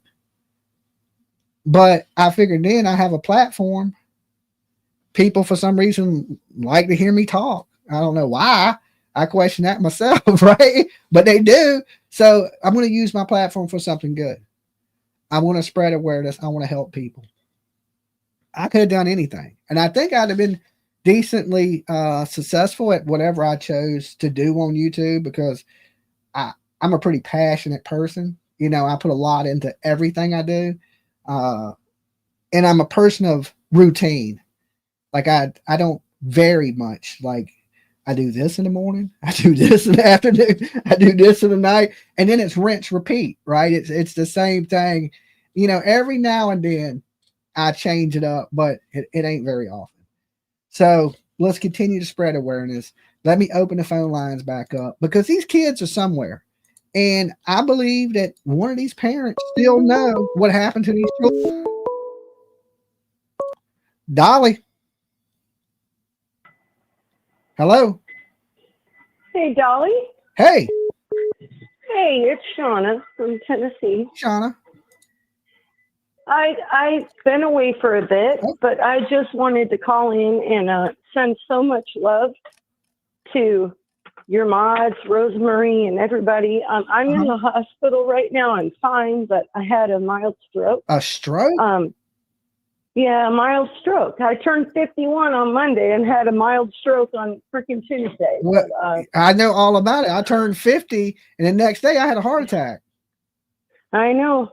And my husband had a heart attack when he turned 50. It's crazy. But that's bad luck. That's just bad luck. Wow. It's gotta be. Well, I'm glad I'm glad you're okay. Well, at least well enough to call us. Yeah. Well, the nurse gave me my phone because I was like, I can't watch YouTube on the TV because I can't see. So you got to give me my phone. But I want to thank you for keeping my spirits like happy and good, and I should be going home. Sorry, my speech is a little messed up. I apologize. It's fine. It's absolutely fine. But no worries. I just heard that other caller that was saying something else, but I should be going home soon. And I just want to send a whole bunch of love. Sorry, I'm getting a little emotional. It's gonna be fine. It's okay. Don't cry. You make me cry. Yeah. We don't want that. I'll be ugly crying. Snot bubbles and all. We don't need it. We don't need it. I just want you to know how much like you and your channel keep us that are going through things. You help us. I'm so sorry. I'm trying to find my words, but I know that you know who I am, and I've been here for a long time, and I just want to thank you guys. It's no problem. I mean, you know, you don't owe me no thank yous. I'm here for you guys as much as I can be. And I know. I remember when you gotta went remember to those times y'all lifted my spirit and prayed for me when I was in the Yes. same place you was. So Yes. Yes. it wouldn't be fair if I didn't do the same thing for you. Yes. And I cannot speak on the case with the kids. I don't mean to be disrespectful. Lily and Jack, I pray that they are found, but I've literally watched you for the last 2 days from a mild stroke, and I'm going to come out of this, but I just thank you so much. And I thank all the turtles. Yeah. Well, you're welcome. Rosemary.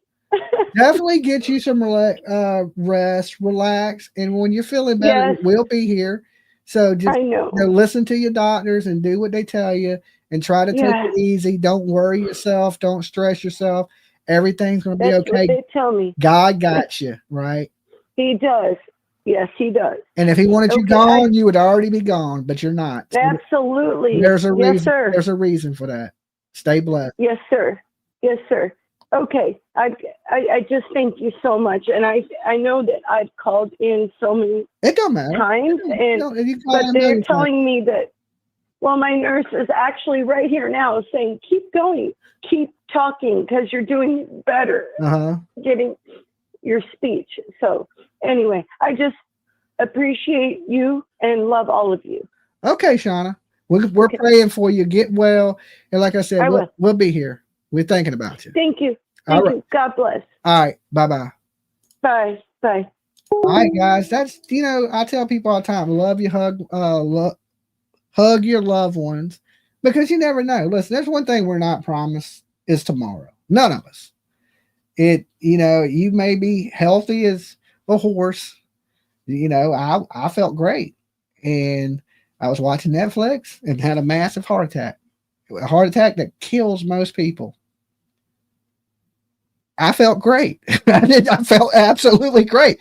Same as I feel right now. You just never know. You know, listen, only man upstairs knows when you're going to meet. You don't know when you're going to meet him, but he knows when he's going to meet you. So you got to be prepared at all times to meet that guy. Okay. Or girl. We don't know that entity. You don't know, but you need to be ready. And the best way to do that is be a decent human being. And then you don't have to worry too much. You know what I'm saying? You don't want to. I know a lot of y'all may not be religious. We may have some, you know, but I am. I believe that one day I will meet my maker, and I want to get in. Okay. You know what I'm saying? I don't want to be standing outside the club waiting. Right? I don't want to be waiting. I want VIP entrance, maybe, hopefully. You know what I'm saying? If I do something good between now and then. So that's the important part of, you know, telling everybody you love them and how much you care, because you could go out and get in a car accident. You could fall down the stairs. You could have a heart attack. You could have a stroke, brain aneurysm. Dolly. Hey, Dolly. Southern Truth from Australia. How you going, brother? I'm doing pretty good. How you been, brother? Good, man. Good. Just came back from the gym from my workout, and I'm tuning in all the way from down under, as always, supporting you and PJ and all the news that's been coming out about Lily and Jack. And yeah, it just, I don't want to sound like a sour puss type of thing, but when it comes to missing children, the first thing that the police or the law enforcement say is, when I don't want to leave any stone unturned. Now, potentially, the property crime scene, and they didn't really clear it out, and it can be used for contamination. Anyone can walk in, walk out, things go misplaced, and the first thing that the law enforcement say, we don't have enough resources to do the job at hand. Yeah. The problem I have with those type of statements from the law enforcement is one, is it true that they don't have the resources, or two, they get too complacent and they don't want to do the hard work at hand? Because every single time when a child goes missing, especially here in Australia and around the world, the very first thing they say in the press conference, we're going to leave no stone unturned. But yet, when we got cases here in Australia that's like a 60-year cold case, Mm-hmm. and then you've got independent researchers like true crime people on social media going out and doing the groundwork, and they're actually finding more information and more evidence and so forth. What type of credibility do the law enforcement have? And we know that in this case with Lily and Jack, and this is just my opinion, I'm not accusing the law enforcement or anything, just my opinion, they dropped the ball. Yeah. Well, to answer your question, is the police need to learn how to work with internet sleuths a little bit better, because it's always greater to have more minds on one thing than less, right? It's homing in on how you can help each other and how sleuths can benefit the police, and they need to using it for their advantage. And a lot of these police now, they have cyber crimes units that do watch YouTube videos and and also arrest other cyber criminals, but they also are researching what other YouTubers are saying. I had many police officers say, "Hey, I watch you." Now, as far as detectives, I ain't had no detectives tell me personally that, but I had police officers say, "Hey, man, I watch your channel." Yeah. Well, see, I don't know what it's like in America or up in Canada, but I know here in Australia, especially here where I am, when we got two cold cases that's been going on for so long, like 60 years for one and almost 50 years for another. The problem here in Australia is the public trust to the law enforcement is way down the bottom of the barrel. There's no trust. And unfortunately, when you do hand over evidence, when you do hand over information, one, evidence gets destroyed. And I've seen this many times. Evidence gets destroyed and evidence gets misplaced. Yeah. Now, I'm not in America and that, but I just find it a hard time. And also, when it comes to true sleuths or internet people like myself and others, we get told to stay away from these type of investigations. But unfortunately, we're not buying it. We need to be on the ground. We need to help find these children. And unfortunately, you have all these other support groups bubbling up around the place saying there's corruption, there's corruption, there's corruption. I'm not saying there's corruption with Lily and Jack or Sebastian Rogers or Summer Wells or anything like that. I'm just trying to picture it, because the first thing they always say is, we're going to leave no stone unturned. Okay, but why is it that it has dragged on for so far long and nothing has come forward? Like new evidence, new press conference, especially with the Sebastian Rogers. We have not heard a police press conference. Sometimes you need new eyes on it. The old eyes, they've seen what they could see. Sometimes you need a fresh set of eyes, a fresh opinion on things. And a lot of these agencies won't reach out for help to other agencies because they feel like they're not doing their job. But I think your job is to get the best people in to figure it out that you can, no matter where them people are from. I don't care if you reach out to another state, if you reach out to the FBI, if you reach out to a different country's law enforcement. Long as you find the right people that can figure out what the hell is going on, that's the most important thing, is bringing answers. It's not ego. Sure. And I think a lot of ego plays into this. And also it will cost the law enforcement money as well. And that's one of the reasons why they say we don't have the resources. But here in Australia, when we got true crime independent journalists like myself and other researchers being told to stay away because you're putting a burden on the victim family and so forth, so Yeah. forth. Yeah. I'm just going to ask the audience, is this happening in America? Is this happening in Canada where the police are stopping like people like Dolly, like JLR, or other people from doing the hard work which they do day in, day out? Law enforcement don't want people like Dolly, PJ, JLR, and others doing that work because they think they're putting a burden on other victim families. Yeah. And you know, my thing is like this. I believe after a certain amount of time when the police cannot come up with anything, they should release every bit of information they have to the public so the public can assist in that. You know, if it takes a village to raise a child, it takes a village to find a child. And when they hope at a certain point in time, they should release all that.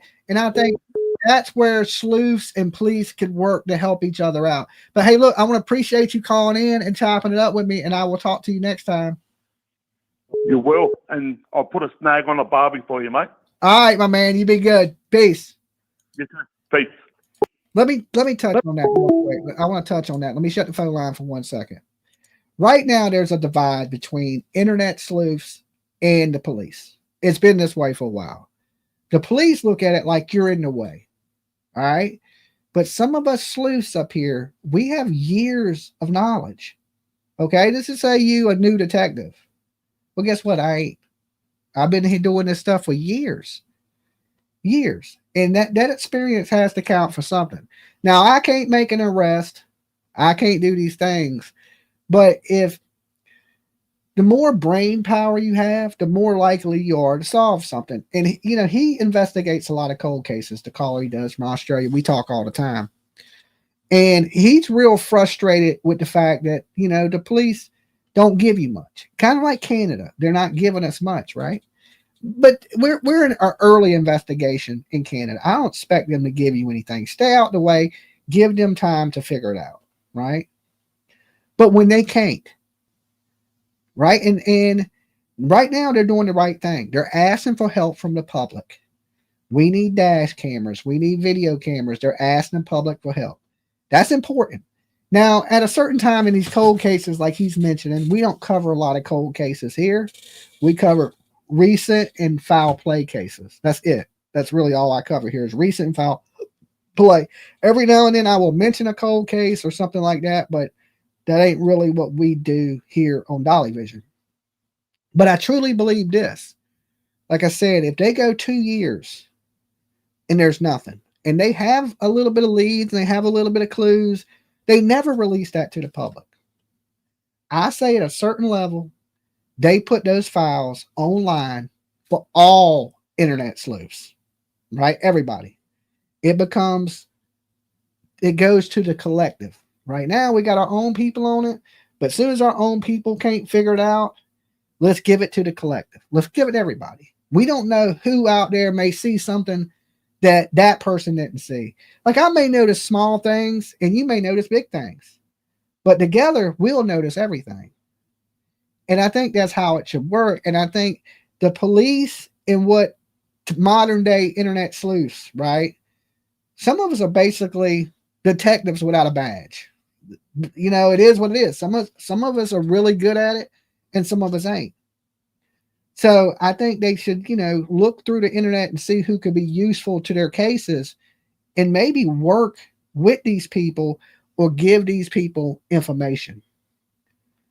I think that would be better in a situation like this is say, I pray to God that Jack and Lily don't go cold, which I don't think it is. I believe that the RCMP right now, they're on top of it. They know more than we know.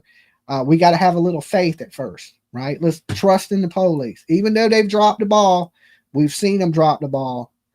That don't mean they've lost the game yet, okay? I mean, they ain't winning by much, okay? They got a direction. They're going in a direction, so they're still in the game. They're not losing the game quite yet, but they ain't like fucking up by 20 points at the half. You know what I'm saying? They're still in the game. And then as soon as they can't, like I said, you need to be asking for the help of the public.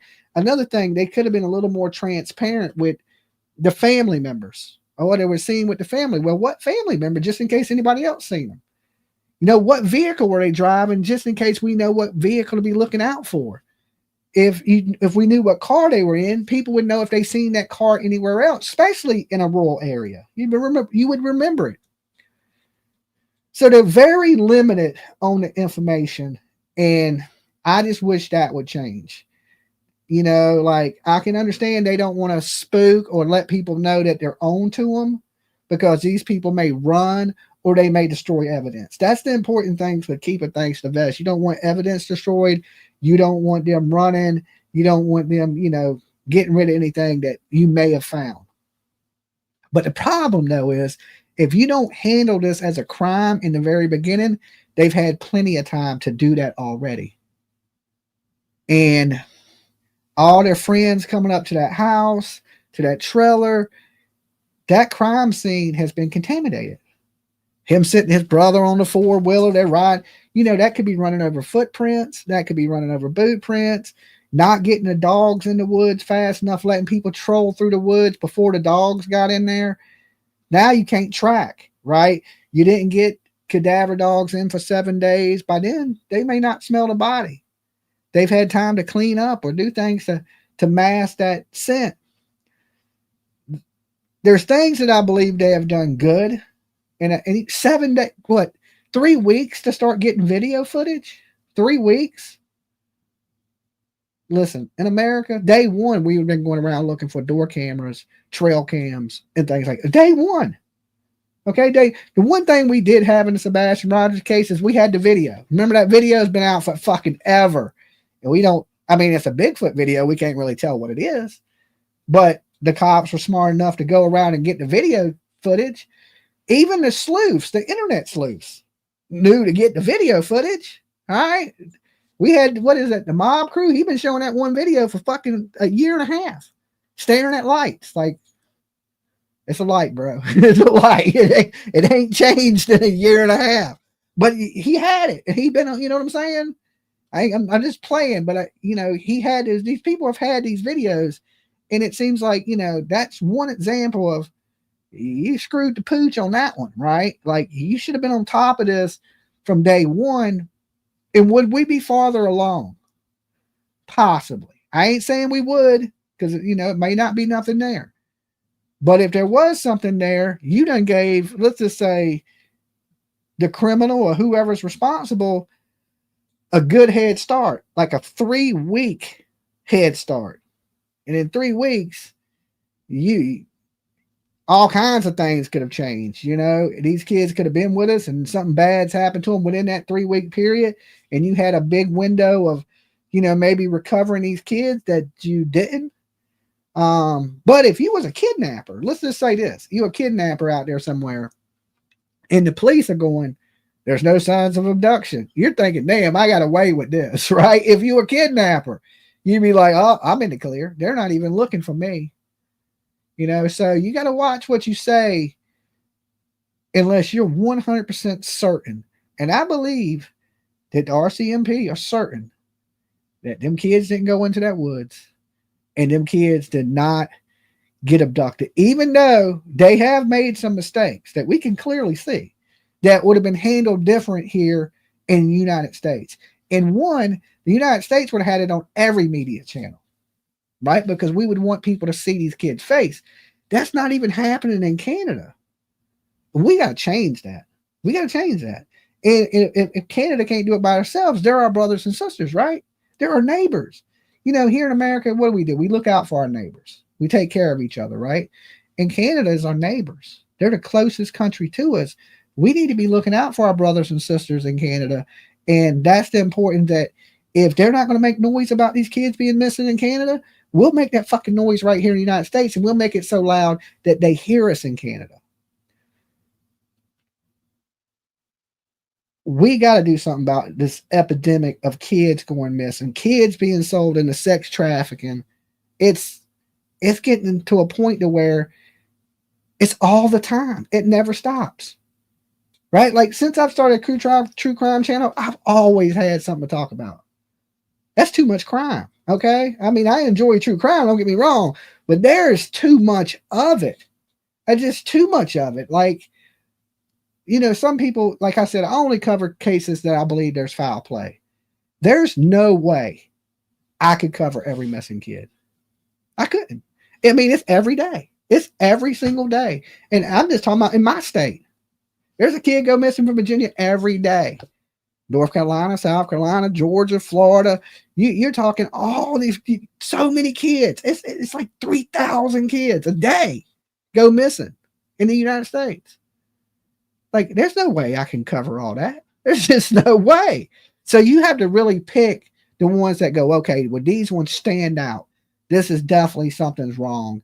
And that's the only way that I can handle it. Any other way, it would be so much that it's crazy. So something has happened to these kids. Somebody out there knows. And is it just the family that knows? That makes it a little bit harder. Because then, you know, these rewards that nobody's offering but Dolly. And then the other, they don't even believe it's real, right? The family ain't going to talk. Not for $5,000. You would have to have a really big reward to really, for somebody to tell on you and your family. Now, a stranger, hey, I'm telling on your ass quick for $5,000. Somebody offered me $5,000, I'll be like, they did it. Right, that person, right? I'll lead you to them. I'm telling on you, right? Especially if I don't know you. But I don't know. We got to come up with a plan. You know, we need answers. Yeah. All right, phone lines are back open. Ryan, thank you for joining. Dolly. Hey, Dolly, Margot from Florida. Hey, Margot, how's it going? It's going pretty good. How are you? I'm doing all right, not too bad. So I wanted to talk about Jack and Lily, and I kind of have some things I've been thinking about. Like, if I'm going to be completely fair to the parents, especially the mother, and just play devil's advocate and give her the benefit of the doubt based off their story, I'm going to go off my experiences as a mother. Mm-hmm. And I know not all mothers are the same, and I know not all children are the same. So I want to preface it by saying that. But we are all human, and we all have habits and things like that, you know.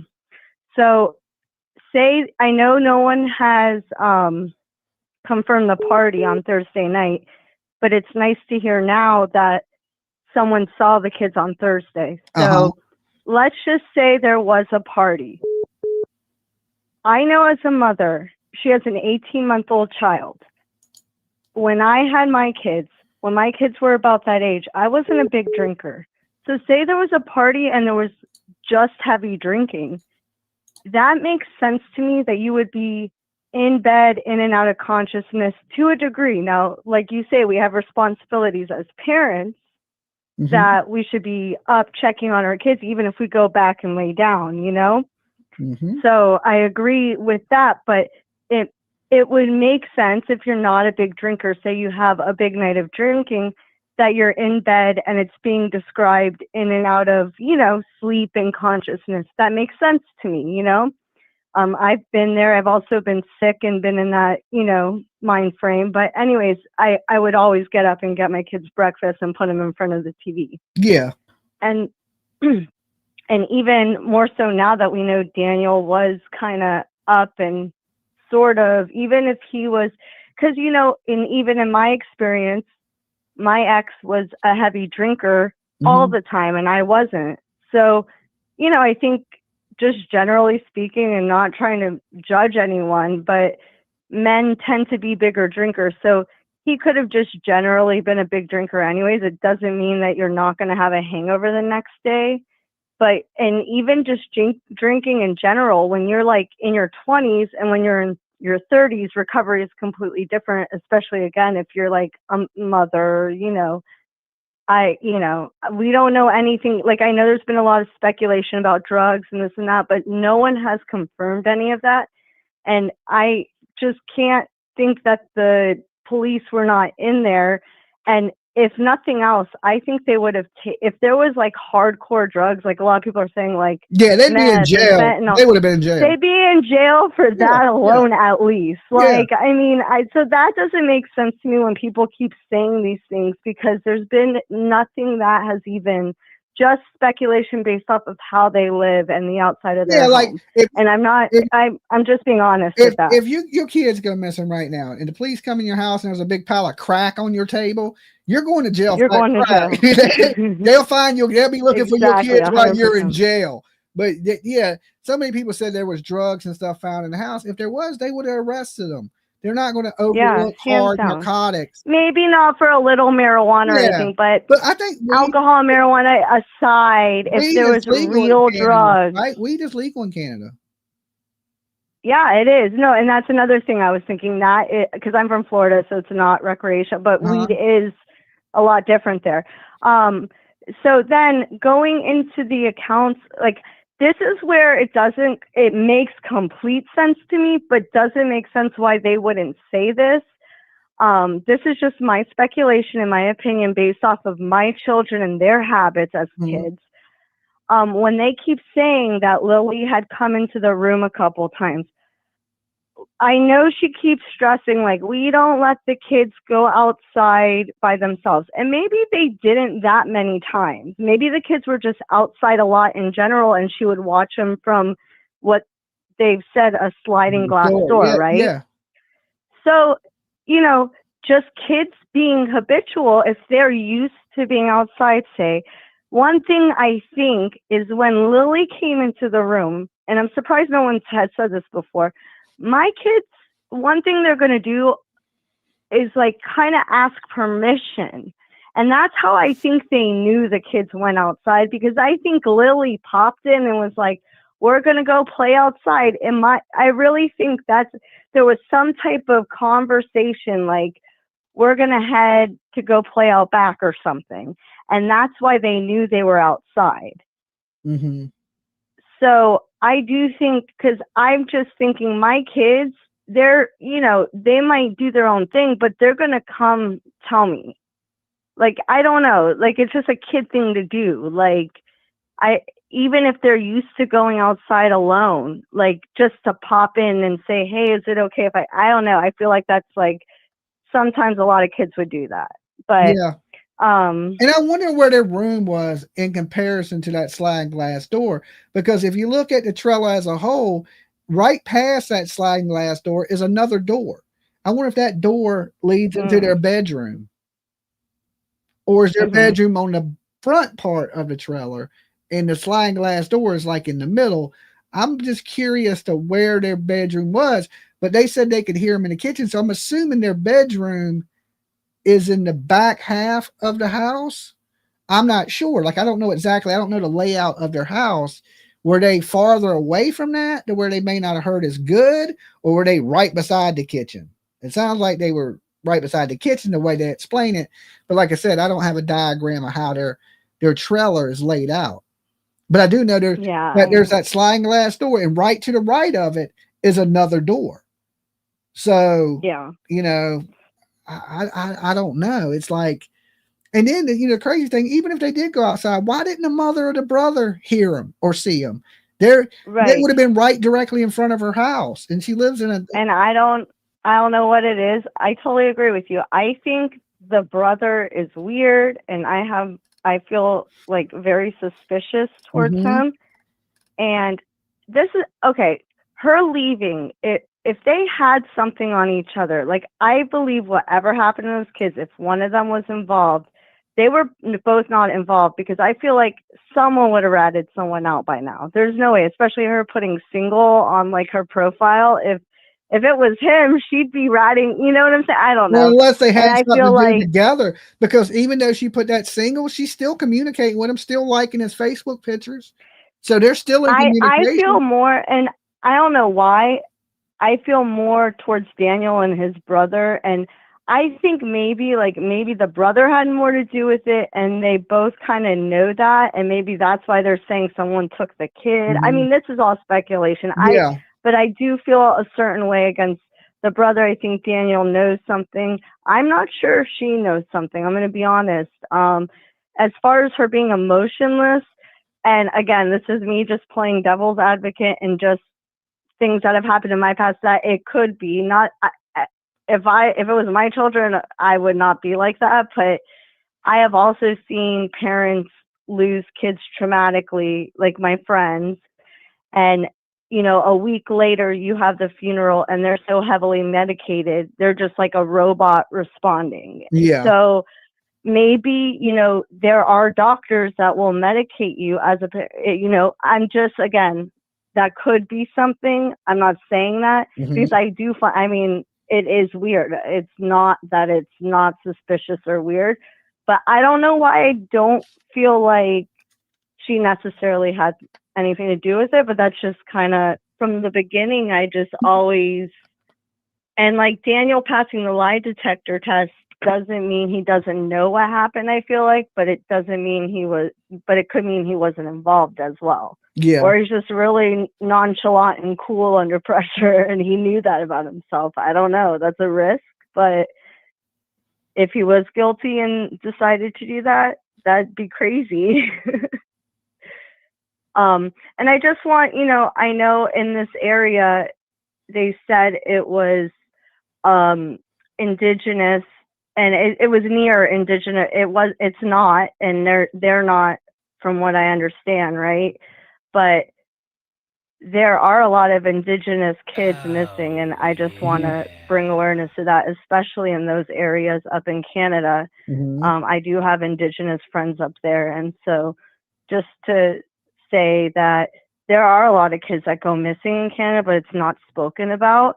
And maybe these are, some of the first kids that aren't connected to that. And so now it's this thing, but, and one last thing, I promise, thing, about the trail cams they got. This is just, and again, I'm trying to be as fair as possible because I don't know anything about the way Canada works or anything like that. But, just from what people have said about how secretive the police are, and it's kind of like this ego thing. They want to catch their man, which we have learned that over time, that's such a old thought because the way technology has, evolved over the years and things, the public's help can really help. We've seen so many cases where the public helped with, ring cam footage and so many different things. But I just want to say, they never said they didn't get any video footage closer to the home in the beginning. They could have, and they could have just been quiet about it because the fact that this is 18 minutes away, as far as you guys said, I've been listening to your channel.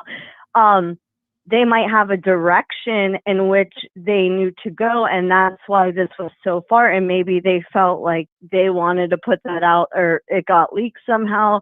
Because, just because they said now they got video footage, it doesn't mean they didn't have any before. So I just want to say that. They could have been expanding out, like we started. Right, here. exactly. And maybe they had more of an idea of where to look, so.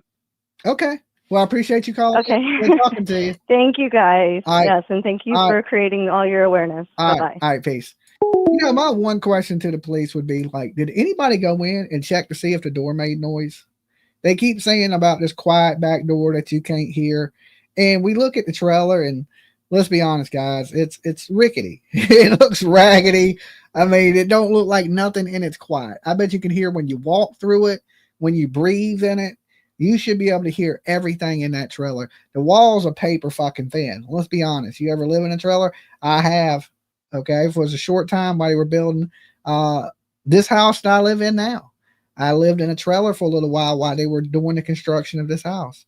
And it was a raggedy ass fucking trailer too, right? The yard was clean, but it wasn't the nicest trailer in the world. Right. So, it was old. It was an older. It wasn't dirty or nothing. It just was old. It was just old. So everything in it was like paper thin. It wasn't built how they have modular homes now that trailers be having fireplaces and jacuzzis and, all that really, really nice stuff that they have in these trailers now. I don't know if you walked in a new trailer these days. Them bitches are built nice. Like, holy shit. I mean, insulation, like built good, like a house, like a nice house.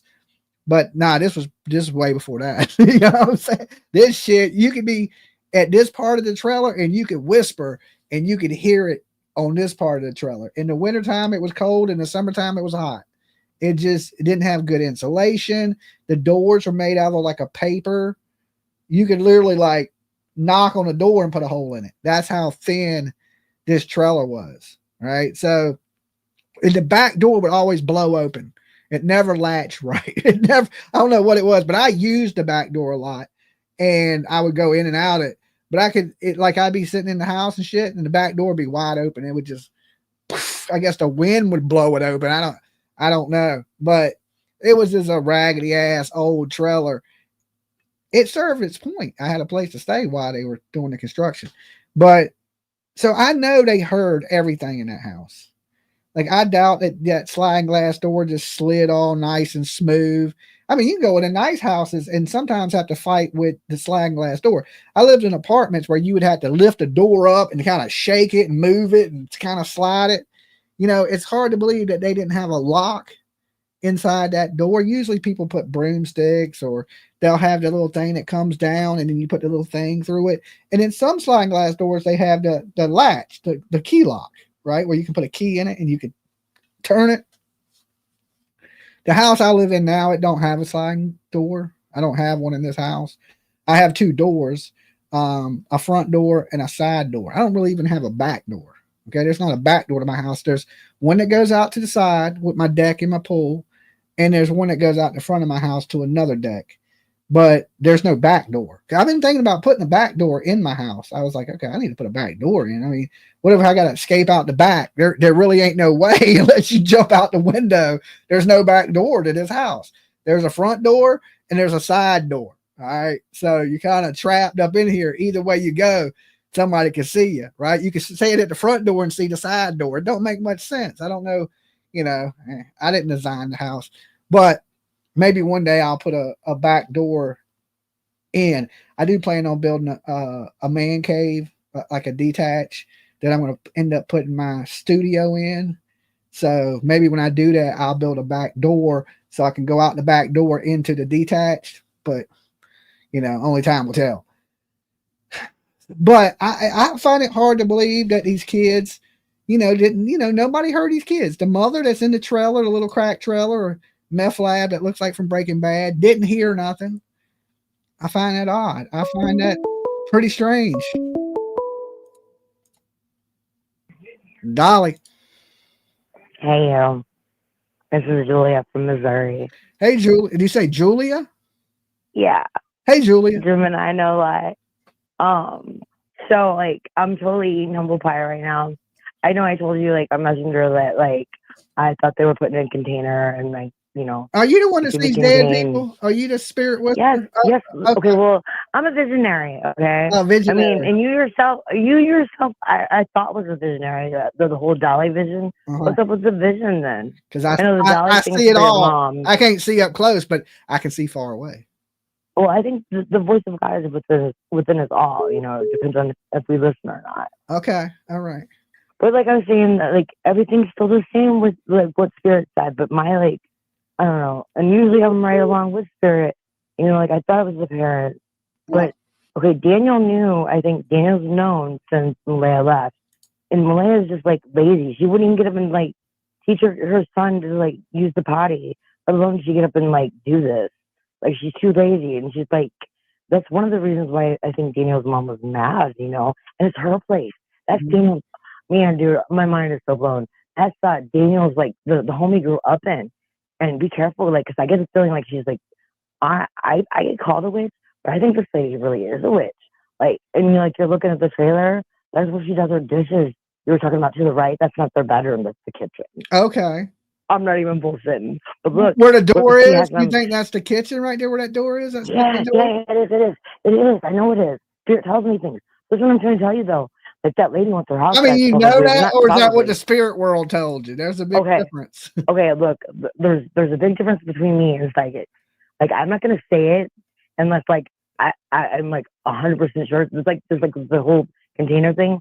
I know it was like a plastic barrel, like that they got suffocated because that's like I don't know.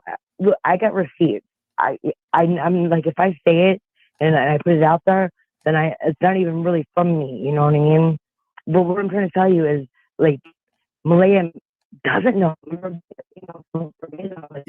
You're breaking up, Psychic. The spirits are For interrupting. days, for weeks, I've been saying she knows. But she could be that stupid, you know, and that gullible. She doesn't know. She was sleeping. But if it wasn't Daniel that done it even, and he was sleeping by her, and like the kids got out and was like, let's say this lady has a little dog. Let's say the kids were out there like kicking her dog or something. Yeah, you know what I she mean? does Besides have a that, dog. They're in her house. They're in her house. Okay, yeah, I'm sure they do. Spirits like never lie. But they're in her house. And like say that Leah supposedly already got kicked out of Malaya's like families. Like her grandmother or something they were robbing. And like she wanted her son back home. So she's like, and I don't even think the lady likes kids. You hear me? Like she didn't want to be in the house with the kids anyway. But like I think, yeah. And like they said they're close. They're close and they're deep. But maybe it's that deep. Maybe like I seen it as like deep in the ground, but it's really like deep, you know, like it's deeper than like I thought. It's not, you know, say she's neglectful, yeah, Malaya or whatever. I don't know how to say her name, but like say she's just gullible and stupid. She don't know it. If Daniel was right there beside her, and I don't know, man. See, my mind's blown because like the vision I got though was like the mother. Well, not the mother, but Daniel's mother. She isn't even the grandmother. She isn't even the grandmother. I don't think she even likes the kids. And here's the thing. Malaya's not innocent because she's neglectful and she's stupid. She put herself in that situation. And like, I think that she was waking up and realizing some of it too. You know, that's why the mother's so mad throwing her off the property because the mother's the one that did it, dude. I'm not even joking. I'm mind So you blown. think Daniel's mother is the one that? Yes, I don't think. Okay, look, here's the thing. I thought the parents done it. Oh, I'm not even bullshitting, but like ever. But then like it hit me, like I seen it, and she's like, "That's her house, dude." Like you're talking about right there, but right to the right, that was like where she does her dishes in that little window. It's like a dishes window. Okay. I'm not even joking. The lady, she did it, dude. And like if they're deep, they might even just like be up underneath that tarp or somewhere underneath the RV. Or no, I think she probably would have the older brother. They didn't search in the RV. I'm pretty sure that. But they're close.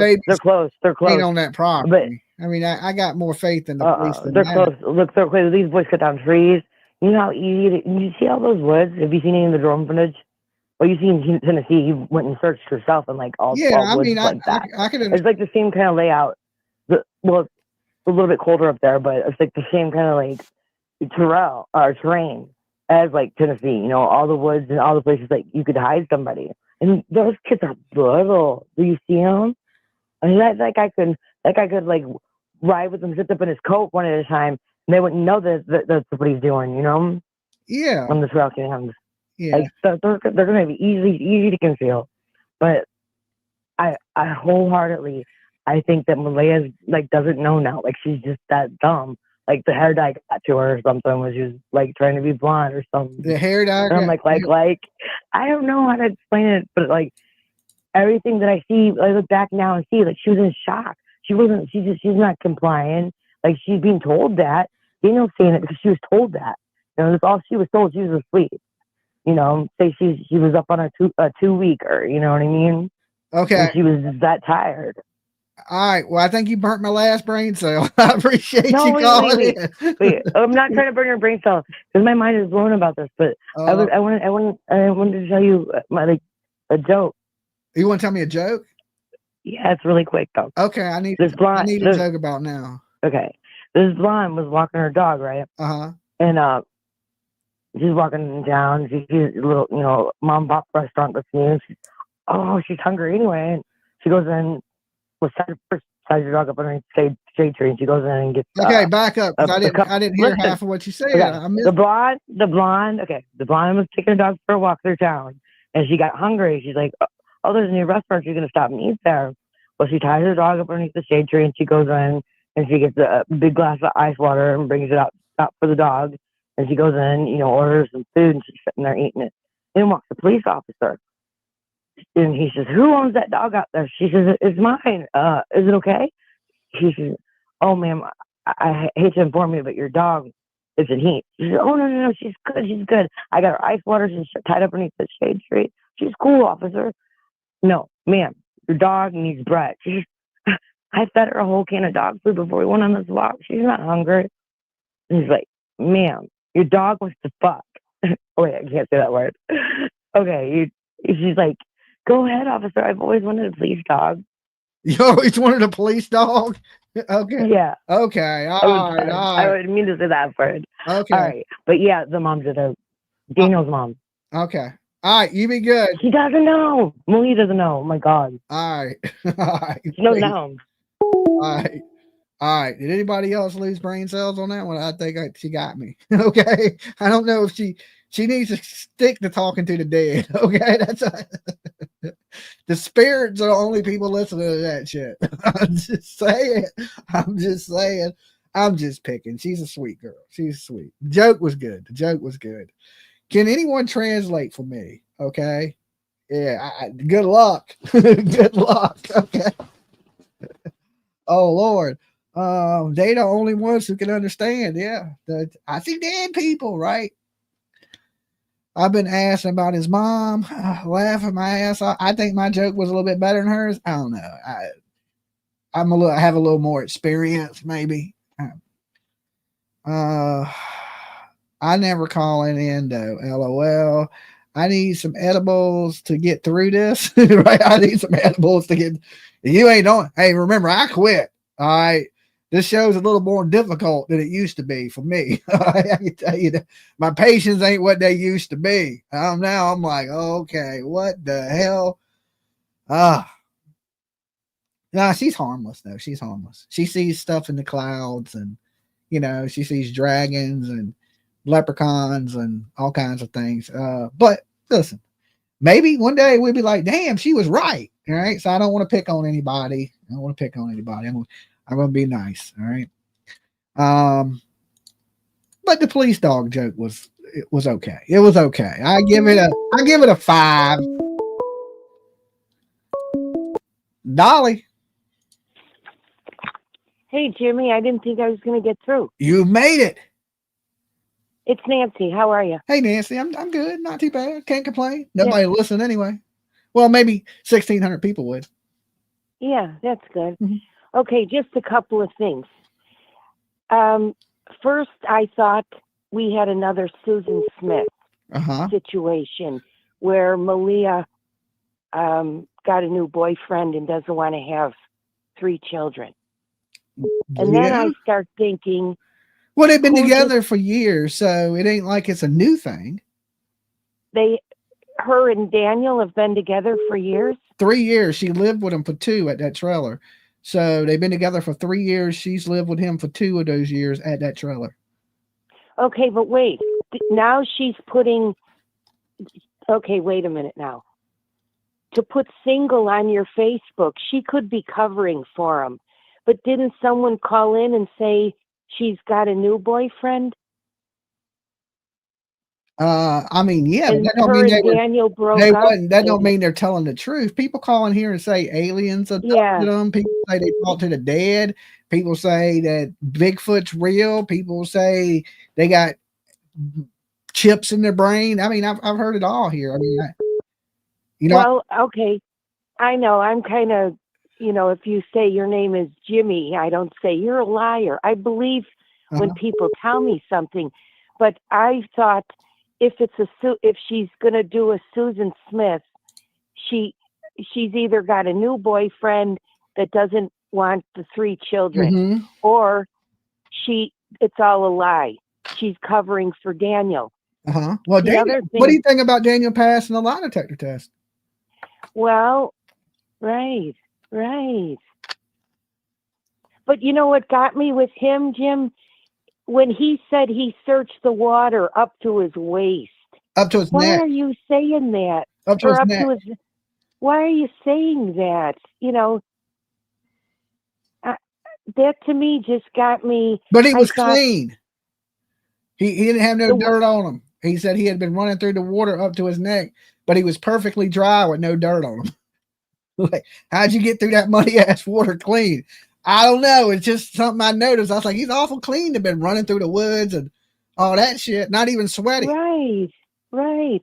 Well, okay, but didn't who's Bundy? He passed the lie detector test, so that doesn't mean anything. No. Now wait, you know it's also possible that something happened to one of the kids. It could have even been an accident, and the other little kid said, "I'm going to tell," and they had to cover, because when you said earlier it's unusual that two kids would both disappear, I start thinking, oh, maybe something happened to one and they had to quiet the other, you know, like as a cover up. What do you think of that? I mean, it's possible. I would think that maybe Jack got into something and Lily can talk and they were scared Lily was going to say something.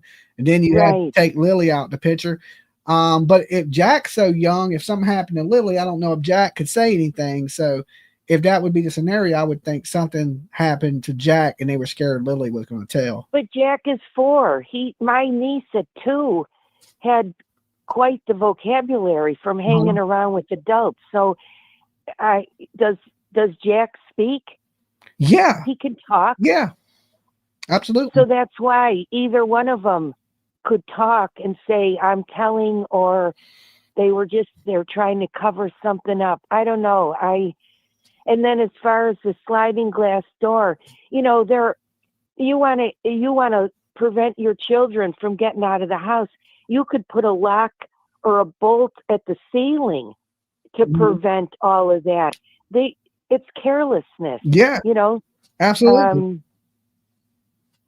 Okay, so wait. So the little baby is from Daniel? Yes. Meadow is from Daniel. Yeah. And how old is she again? 16 months? Between 16 and 18 months. I'm not quite sure. She's either 18 or 16. I don't know then. Some people say 18, some people say 16. So we're going with 17 in the middle, right around that age, from 16 to 18 months. Well, so she's Year and a under half. 2. Yeah, a year and a half old. Well, at first I thought, oh, we got a Susan Smith to get rid of the children. But then I'm thinking she could be if she's still talking to Daniel, this could all be cover. Oh, wait a minute. You know, it just came to me. What if she's got a cover for Daniel so Daniel doesn't tell on her? Well, I believe if she knows, he knows. And if he knows, she knows.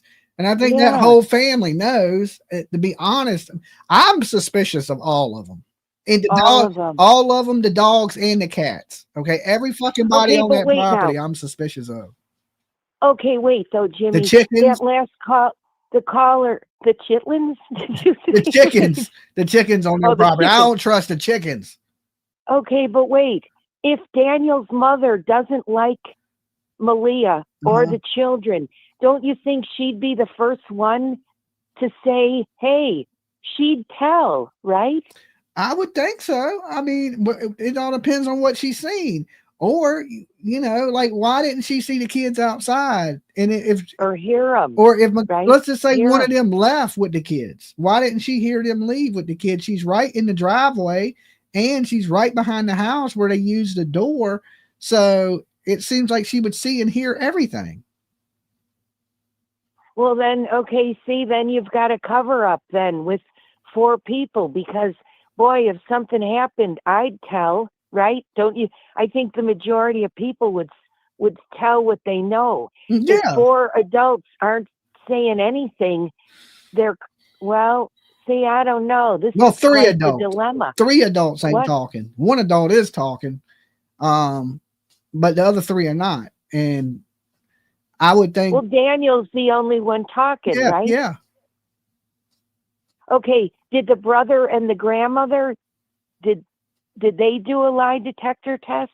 No, because they didn't ask for one, and they can't use them in court anyway. So Canada don't usually even give you lie detector tests. They had to fly somebody in to give it to him so he could clear his name to the internet, and I don't think it cleared his name. I know that you can't use it in court, but at least police get an idea. of what's going on. Yeah, I don't really believe in them too much myself. I know No. you can't really tell when somebody's lying. There's some people that lie so good they believe their own lies. They believe their own lies. Yeah. Like Bundy, right? Yeah, so you can't really tell. And I mean, I don't know if that's the situation. All I know is something strange going on in their family. And this is not an outsider. This is something to do with something transpiring on Salem's lot there. Okay. Well, is it possible that Malia did something with the grandmother and Daniel's brother, and Daniel really doesn't know? I mean, I guess it's possible, but he said he was awake. Now, if he would have said he was asleep, I could go, okay, he don't know. But he said he was awake, which makes it even stranger. I mean, I can understand the kids went to missing while you were sleeping, but they went to missing while you was awake.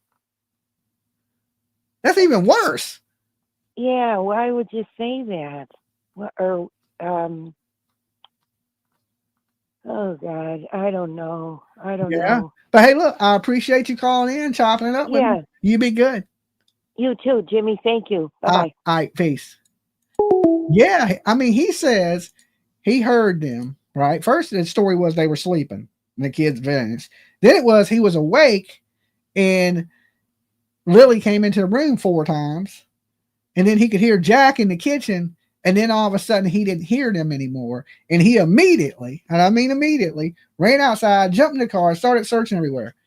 If you did it immediately, wouldn't they have just been in the backyard? How far can kids get immediately? Okay, they can't get very far, right? You should be in the ear distance, Lily, Jack, right? If you did it immediately. I don't buy it. I don't buy it at all. That's a lie detector test, but he's lying, in my opinion. Dolly.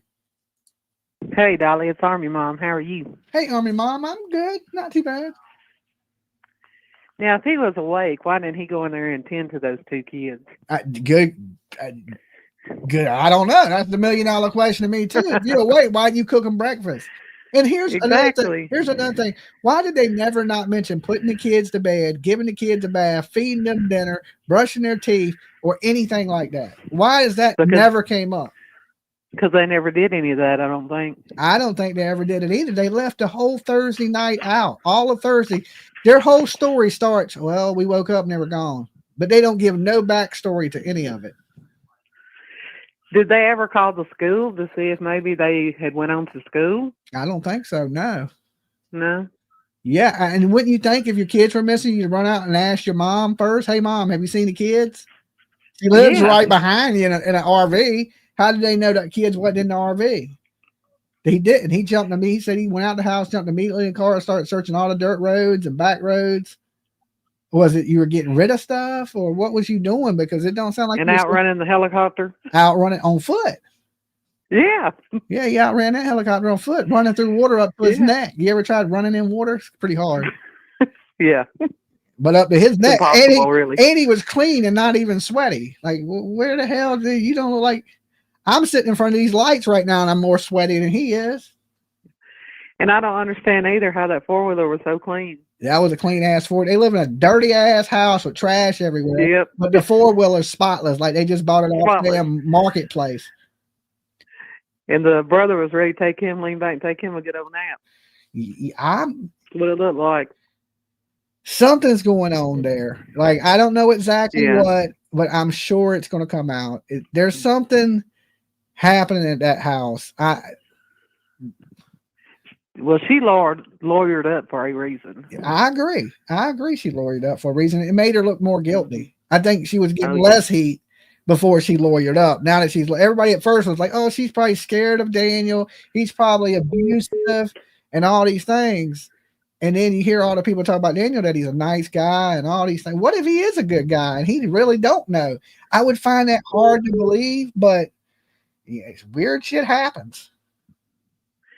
And I don't understand why he said, though, that he couldn't, if he didn't know if he was allowed to tell, give the results. Yeah, I wonder if he's lawyered up, too. I don't know if he's lawyered up. I think he was because if I had passed that lie detector test, I would have come out telling everybody, "Hey, I passed. Well, Even I though mean, he pretty much I'm like, did. yeah. I mean, he pretty much said, he said, well, I just say it's in favor of me. I ain't know if maybe the police, he didn't know what he can say. Maybe, the police have told him, watch what you say on the internet because people will twist it and turn it. And we know that happens on the internet. People are going to hear That never happens, Dolly. Never. people are going to hear what they want to hear. We know that. Even Yeah. Dolly, right? Yeah. I focus on certain things and I don't care how you say it. I heard it a certain way. You know what I'm saying? Yeah. I mean, it just is what it is, and people twist up what you say, and it is one of those situations. So we know in true crime, you damned if you do, and you damned if you don't. Either way, you're damned. We all know that. That's just the nature of the beast. Exactly. So I guess the best thing to be most transparent as you can, and try to get people to understand what you're going through. If you want people to find you relatable, right? And not accuse you of every single thing. Right now, I believe the step parent is instantly going to be blamed instantly because there's so many stories of the evil step parent, right? And that ain't always the case. There's good dudes out there. Like I spent the day with PJ's daughter today at boxing class with her. You know what I'm saying? She's boxing now. So I went to the gym with her to watch her train and boxing and stuff like that. And but everybody's not bad to the stepkids. You know what I'm saying? That every step parent ain't evil. I bought her a new head gear for her head so she don't get her fucking brains knocked out. Got her a new mouthpiece with fangs, So everybody's not bad. It's just, I think a lot of step parents get that, the evil step parent, kind of thing. That's why everybody was on him so bad in the beginning and not the mother. But the mother was there too. And I say the same thing in the Sebastian Rogers case. How many people accused Chris of murdering Sebastian, but he wasn't even home. He was and he was 3.5 hours away. What he was home, and everybody on the internet accuses him. And he's like Daniel. He was very outspoken, and she's like Katie, hardly saying a word. Exactly. He hasn't said a word. And nobody. Really. You ever notice Seth always attacks Chris, but he never attacks Katie? Yeah. Right. So, and Katie is the one that was that's the mother. That's the one that was there with him. And the same thing with Malaya. Everybody's too busy attacking Daniel, and she's getting a free pass, and she's the one lawyering up. I think she's living her best life right now. Seems like. I mean, I don't know what life. I don't know how. If my kids were missing, there's no way. I don't think she's living her best life, but she's living life. I don't know if it's her best life. Right?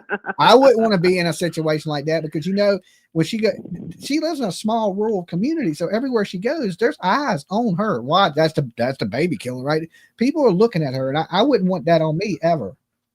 No. No. She's getting attention, that's for sure, and it ain't the kind of attention you want. No. So, but time will tell, and hopefully the police they do something, because if there's no kidnapping and there's no abduction, that only leaves one other option. One of these people on this property are responsible, and somebody needs to go to jail. Yep, I agree. So, hey, I appreciate you calling on me, Mom. All right. You have a good rest of the night. I am. Peace. All right. Peace. Yeah, we got to admit, there's only 3 options in this. The kids ran away. The kids were abducted. Or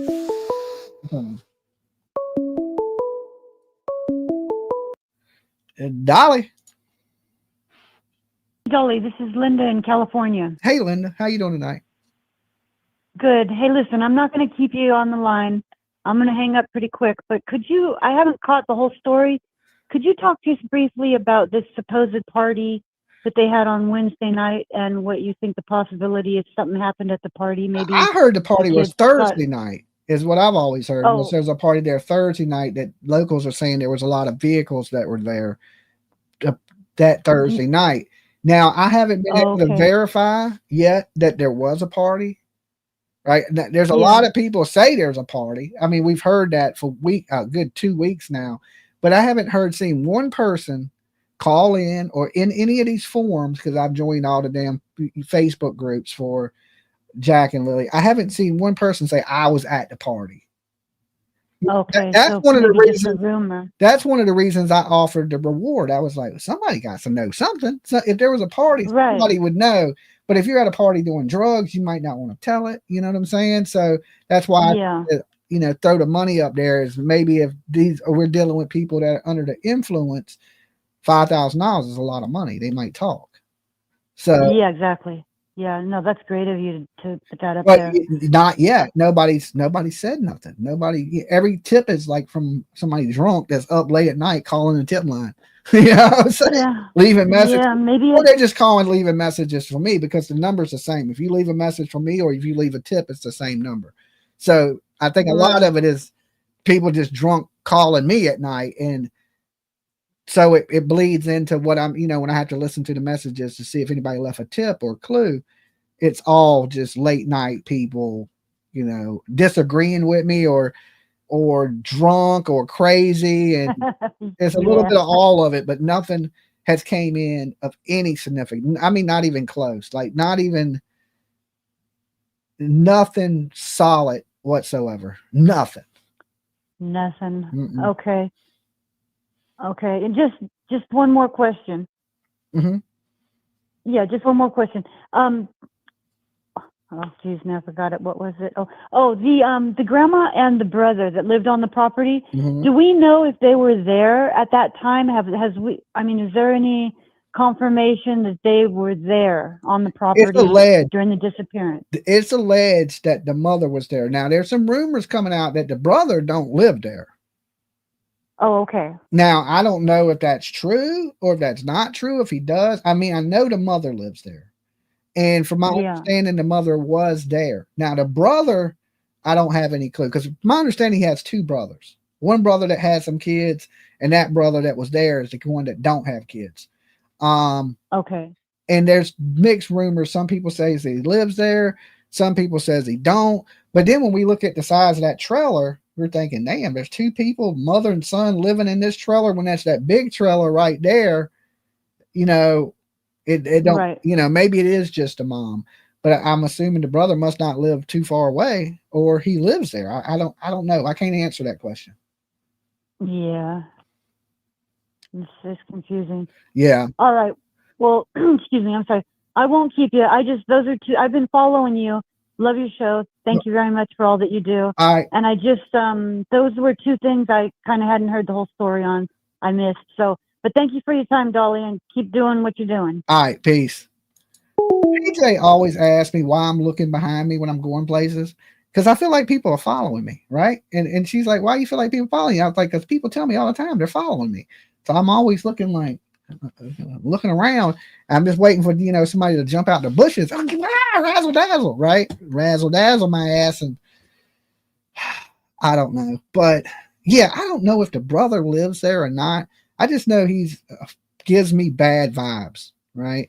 Now, if the brother gives you bad vibes, I want you to like this video. Okay, like the video and then press 1 in the chat because the brother does give me bad vibes, or he just don't care, right? Ain't his kids, ain't his problem. He don't care, right? But let me know in the chat. But like the video first. We got 642 in the room. I guarantee you. Do we got 1,000 likes on this video? If we ain't got 1,000 likes, I'm rage quitting right now. It's already 1:15 in the morning. I'm going full rager. And if we under 1,000, all right, I'm gonna start headbutting stuff and kicking shit and quit. All right. How many likes y'all scared to tell me now? Like, I'm gonna look. 1.4K. All right, that's what I'm talking about. That's my people right there. I love you guys. Y'all the best. See, I wasn't gonna rage quit on you. I was just kidding. I don't never rage quit.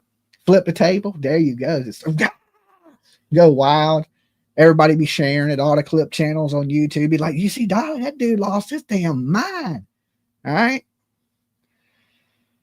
Nah, that ain't gonna happen. Because then I had to clean it up, right? PJ don't clean up behind me. I gotta clean my own shit up, right? So I try not to be too messy, and I gotta wash. It's my day to wash dishes. I gotta wash dishes in the morning.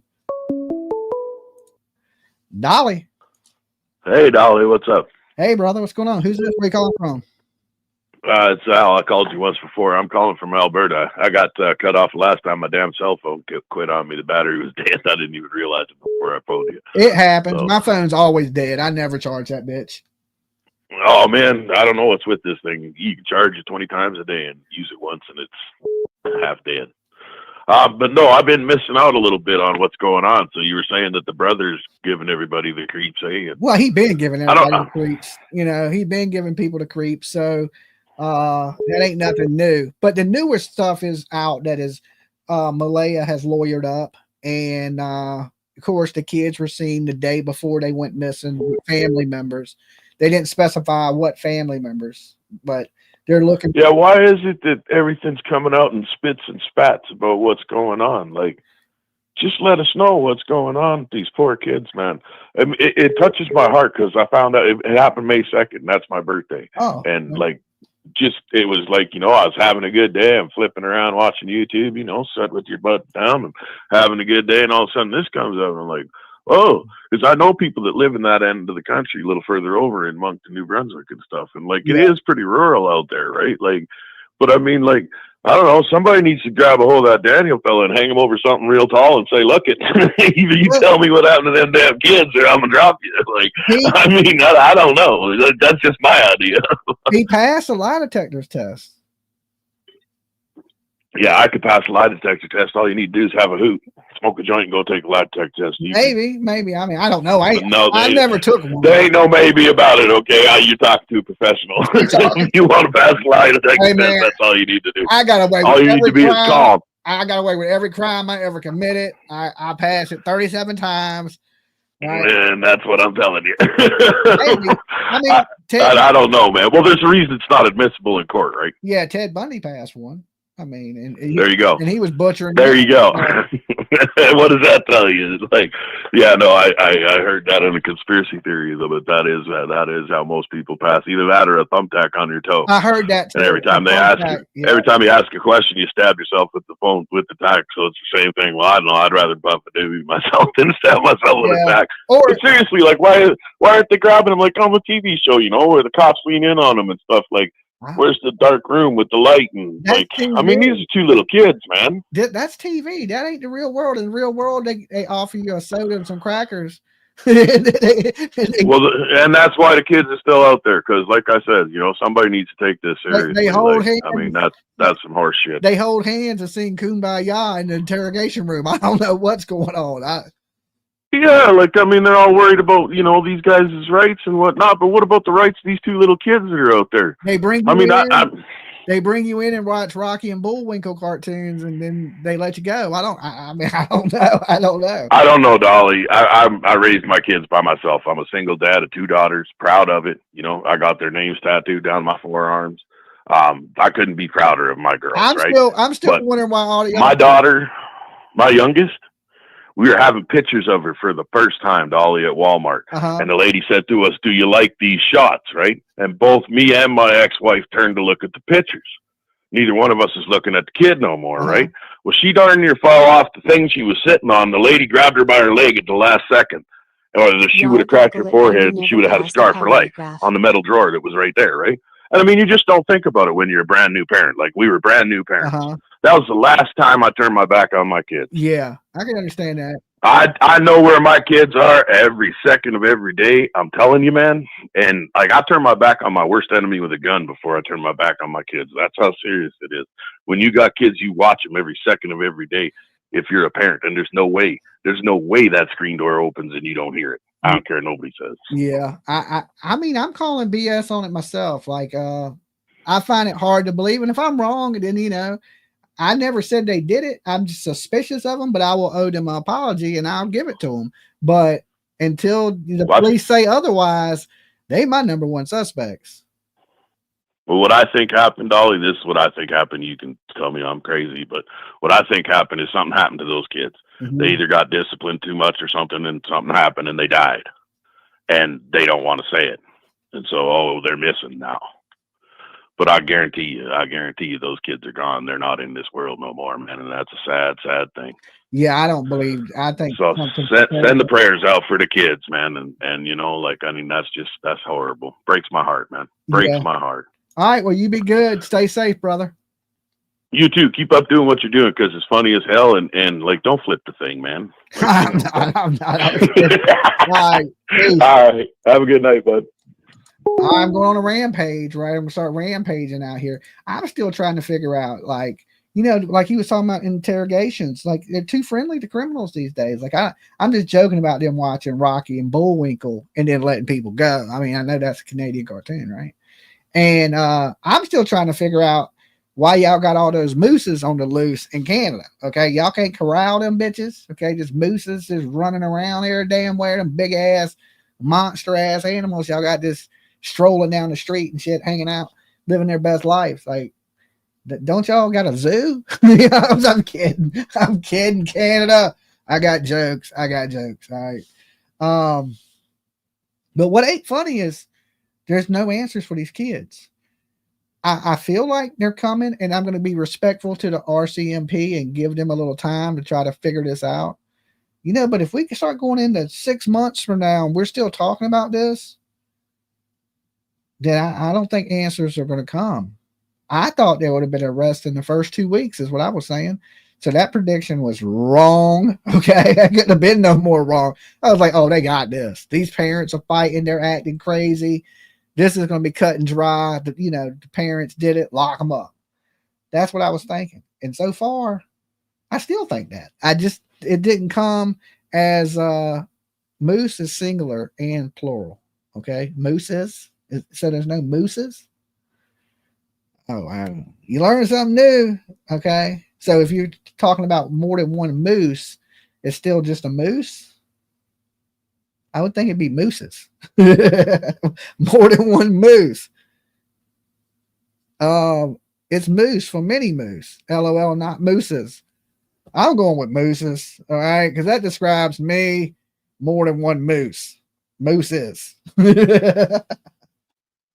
Hey, there's a whole pack of moose. I guess it makes sense. I guess, a flock is. I think. I mean, if you see a goose, it's a goose, right? But if you see a bunch of them, it's geese. So why is Canadian geese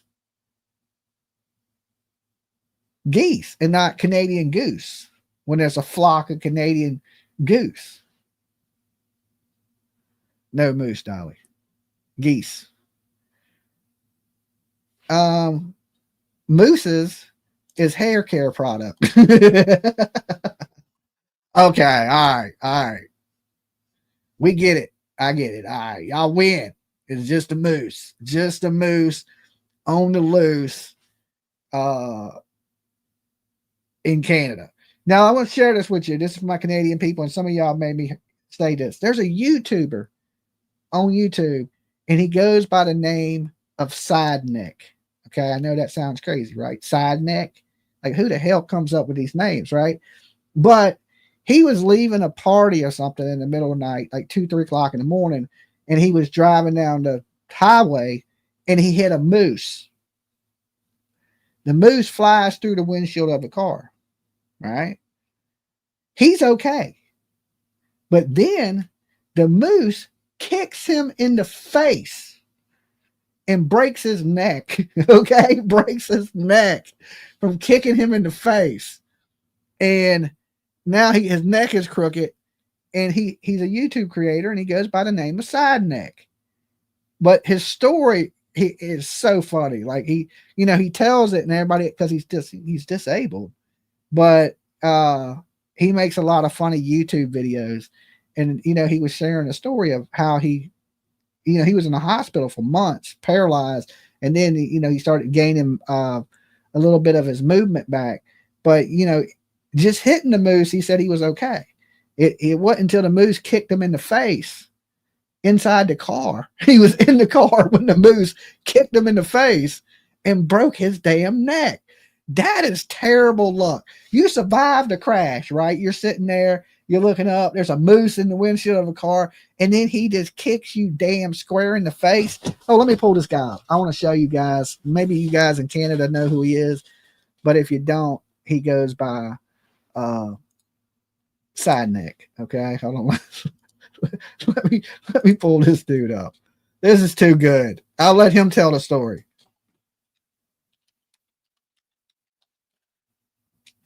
Does he pop right up when you put it in? Yeah, he does. The story of Sideneck. All right, this has 500,000 plays. Yeah, you want to know a question I get? All right, we're gonna play Sideneck. This is for my Canadian people right here. Let me shrink this. Do y'all know who this guy is? All right, let me show him. Have y'all ever seen this dude, Canada? All right, he goes by the name of Sideneck. Get asked about 1,000,000 times a day. How'd you break your neck and why's your arm limp? Well, here's how it happened. On April Fool's 2010. I know, this isn't a joke. I was driving down a dark road in Ontario when all of a sudden, boom! I hit a fucking moose. Seriously. With my car. By the way, if you don't know what a moose is, this is a moose. It went through the front of the windshield, and the car was launched into a swamp. In the process of all that, the moose kicked me right in the fucking face. Broke my neck in 3 spots, back in 2, paralyzed my right arm, broke some ribs, broke my brachial plex, broke 5 spots in my face, brain damage, bleeding in my brain, over 25 injuries. I was pronounced dead on scene, but luckily I was brought back to life. I was in a coma for 2 weeks, and it took me 2.5 months to recover. Usually with an injury like mine, you're either paralyzed from the neck down, or you're dead. So I'm just blessed to be alive. Yeah.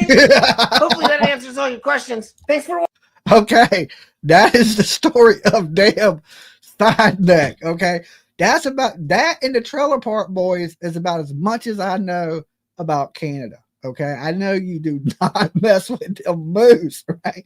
I don't know if something like that happened to me, if I could joke about it, right? But he makes all kinds of funny YouTube videos, and he was making a cake, and his hand is limp, like he calls it his dead hand, right? His dead hand, and he's got his arm, and he got it in the cake batter, and he stirred the cake with his dead hand. I don't know why I'm so easily entertained, right? But something about him making this cake with his dead hand had me rolling. I couldn't help it. It makes me cry just thinking about it, right? It just makes me cry. And he owns it, right? Like he's good with it. He jokes about it. And I feel bad about laughing at somebody that's partly paralyzed and got a broken neck. But since he can laugh at it, it's acceptable to laugh about it. You wouldn't really want to be laughing at somebody that has this type of disability, but it's the character that he is. He's and there's another Canadian, Little Windex. Haven't y'all heard of Little Windex? He's a rapper. It goes by the name of Little Windex. Got a song called Cleaning It Up. He makes videos with the rapper Little Windex. Right, I think he was making the cake for Little Windex, and he was stirring it with his dead hand. It's just terrible. Canadians got a weird sense of humor. Like when I first started watching the Trailer Park Boys, or like remember Kids in the Hall or Tom Green, at first I never really found them that funny. Right, it wasn't funny to me, and then I don't know, something kind of clicked, and I started to get their sense of humor.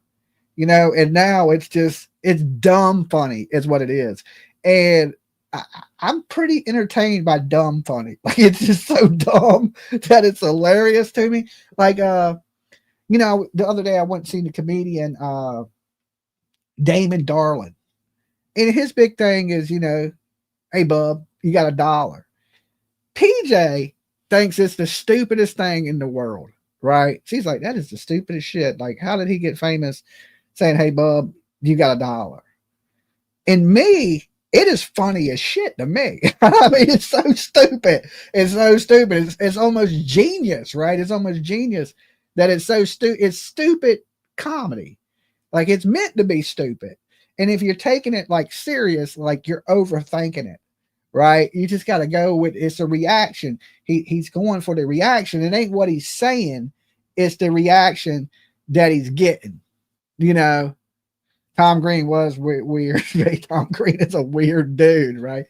So, but all like their comedy's a little bit different. Canadian comedy. Damon Darlin's not Canadian, but I was just using that as a example of dumb comedy. Like it's something you would think is stupid, but some people find that stupidness entertaining, right? And some of that stuff I find.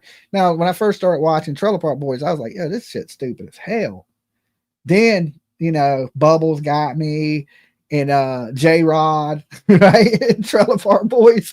And then I binge watched like every season, every movie, everything on the Trailer Park Boys. So to me, I think all Canadians act like the Trailer Park Boys because that's my experience with Canada, right? Or Sideneck. I just know y'all got a weird sense of humor, which I find pretty funny. But these kids are definitely not a funny situation, but just to lighten the mood a little bit, I thought I'd share a little bit of Sideneck with you because, listen, like I said, in true crime, it's doom and gloom. You love the Trailer Park Boys. Bubbles and all his fucking cats, right? It is good. If you're out there and you haven't watched the Trailer Park Boys, give it a chance, right? In the beginning, my favorite, rest in peace to Mr. Leahy, okay? The drunk security guard of the trailer park. Mr. Leahy was awesome. One of my favorite characters in the show. So when Mr. Leahy passed away, I was like, oh, that sucks, right? But he could only drink to a certain level, and he would walk around with his breathalyzer and he'd blow at it. And he'd be like, all right, I could take 2 more sips, and he'd be drinking his drink. To me, that is stupid funny, right? Just stupid. Like that shit's stupid, but it's stupid funny. He had to fix those shopping carts to feed his kittens. Yeah, and remember when the dude's daughter would steal the grills? She'd be stealing the grills and working on them and selling the grills to other people. I was like, that is so fucking stupid. And she was trying to quit smoking. She was a little kid, and he lifted up her shirt, and she had like 30 nicotine patches that were stuck all over her body because the little kid's trying to quit smoking. I was like, this shit is so stupid, right? We took away bum fights CD too. Actually, people in Nova Scotia had their own slang and dry humor. It's from New Brunswick, so I seen it growing up. LOL. I will have to go do some research on it. Thank you for the info. Yeah, it's something else. it's damn sure it's something else. I think there's like 10, 15 seasons of it. I would go to sleep every night watching the Trailer Park Boys. Like I just binge watch it till I fell asleep. And I finally got through every show, every movie, every stand-up, FearNet, the other movies they did. It's FearNet, right? Or is it SwearNet? SwearNet, I think it is. So, all right, I'm going to open the phone lines up. I got enough time to take a couple more calls, and then I'm going to probably get out of here for the night. It's almost 2 a.m. I haven't been here with you guys for 3 hours a night. Is it on Netflix? I think Trailer Park Boys is on Netflix. You've never watched Trailer Park Boys, Mab? Oh, you in for a treat. It has Snoop Dogg in it. Roseanne Barr's husband makes a couple guest appearances in it. There's a lot of people that do guest appearances in it, right? Especially in the beginning, it wasn't that big. And then you can tell the show starts getting famous. Sebastian Bach's in it from Skid Row. They steal his train and they're smuggling drugs into America on this little toy train, and they're trading it for cigarettes because apparently cigarettes in Canada are high dollar, right? So they're smuggling out bud, and then the train comes back and it has cartons of cigarettes on it. No, they stole the train from Patrick Swayze, I think. Is that right? I can't remember. But I remember they stole this little train from a celebrity, and they built this little track that goes through the woods with this toy train so they could smuggle drugs. They had a little smuggling route. 18 in Life. Oh my God. My daughter met Bubbles. Cool. So that's way off topic to what, but I'm just sharing my Canadian experiences with some of you guys. Like, so, people are like, Dolly, you got this wrong. I'm not from Canada. I've never been there. As much as I know, like I said, a Sideneck, damn Tom Green, and the Trailer Park Boys. That's my whole experience with Canada. Knocked out, woke up, found those nicotine patches all over me. I didn't even know what they were. Yeah. The nicotine patch. I didn't need none of that to quit smoking. I just quit. I haven't smoked a cigarette in 5 years, something like that. 5-6 years. I'm almost a year not smoking any sticky icky. It'll be 3 months, so I'm at what, 9 months? 9 months, no sticky icky. Which, I feel better. I feel like I breathe better, especially off the cigarettes, both of them together. Because I smoked blunts and they were terrible for me. And when I had that heart attack, the doctor said, "Hey, you need to quit smoking."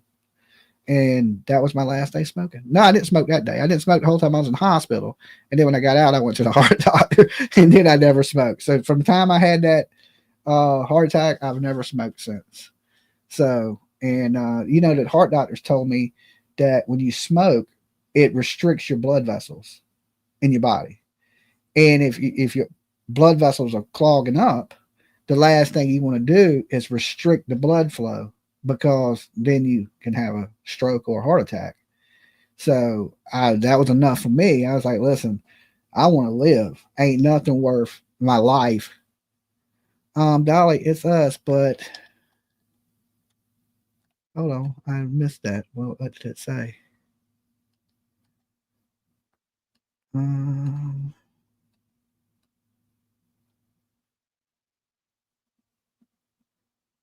Did you ever see Slapshot? Funny movie. I'm not for sure if I ever seen Slapshot or not. Okay, so you guys are quieting down because the phone lines are open and they're not ringing.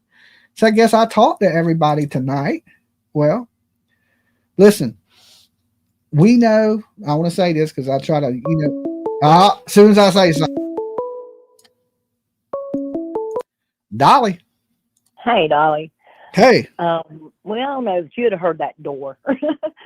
But I've got a scenario. They just had a new baby 18 months ago, right? Yeah, Meadow is the newest child. Do you think that's the grandma's baby, grandbaby, but the other two ain't? Yes, absolutely. Because I'm going through a situation with my daughter-in-law. She's mean to my two older kids, but she's not mean to her and my child's kid. So I've been really interested in that up there too. I've been following you since summer and all that. Oh, and Quint. I mean, that was the case. That was the case. I can't even talk. The case with Quentin Simon. Leilani hated his dad, and she was only abusing him. She treated other kids good. And I found that odd. It was like, usually if you're a bad parent, you're a bad parent to all your kids, not just. Usually people don't single out just one kid.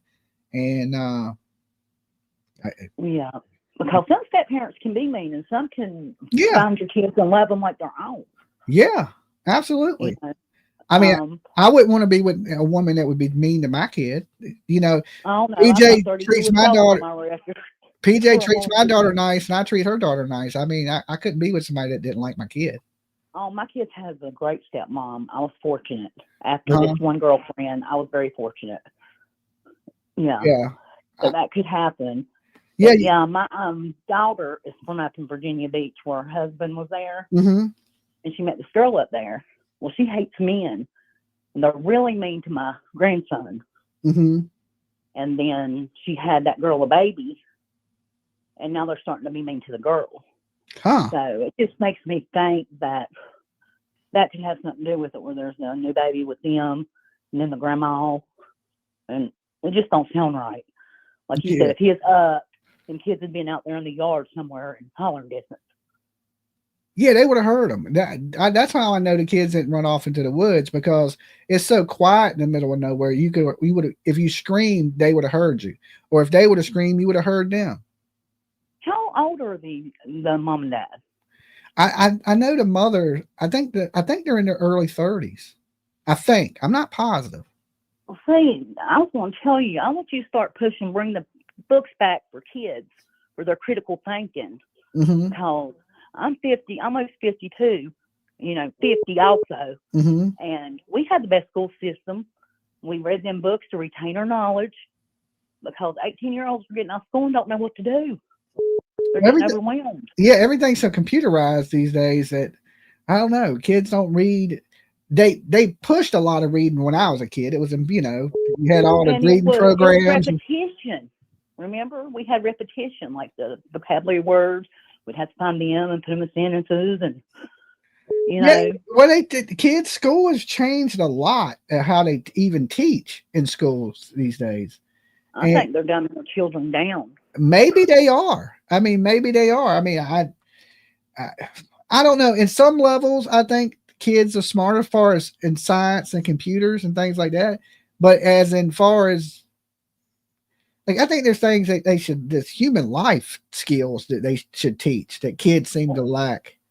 Well, didn't you take economics when they were teaching us how to balance a checkbook and how to, you know, all that stuff and the laws and civics? And my daughter don't even know how to do a checkbook and a budget.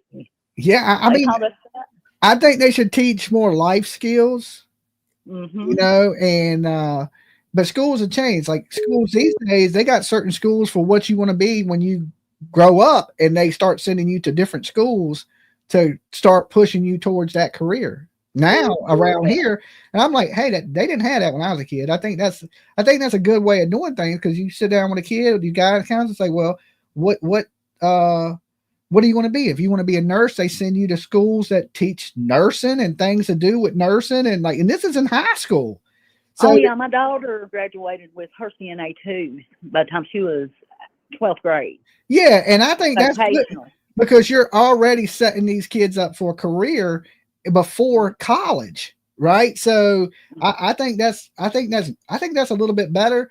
But the way they teach things and what they teach, you know, and how you know, they've taken God out of school, and they're teaching things that I think they're pushing things on kids a little too early, with especially sexual things, when that ain't what kids think about. That ain't what they're thinking about right then anyway. No, they ain't even went through puberty, some of them. So I think they should take some of that out. Let's put God back where he belongs. And I don't see nothing wrong with making better changes, but let's stick with the better changes. And some of them other changes, let's go back to the way things were.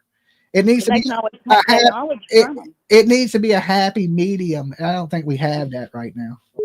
We don't, and they can take that knowledge from them if they don't retain it like we did.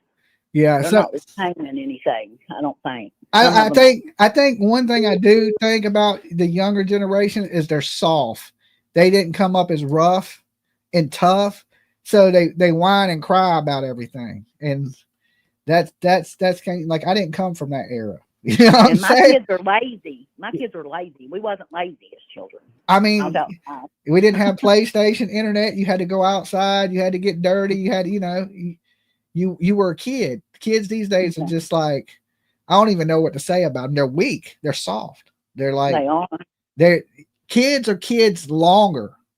Like, you didn't grow up as fast. Like, when my era, you had to grow up fast and be tough, right?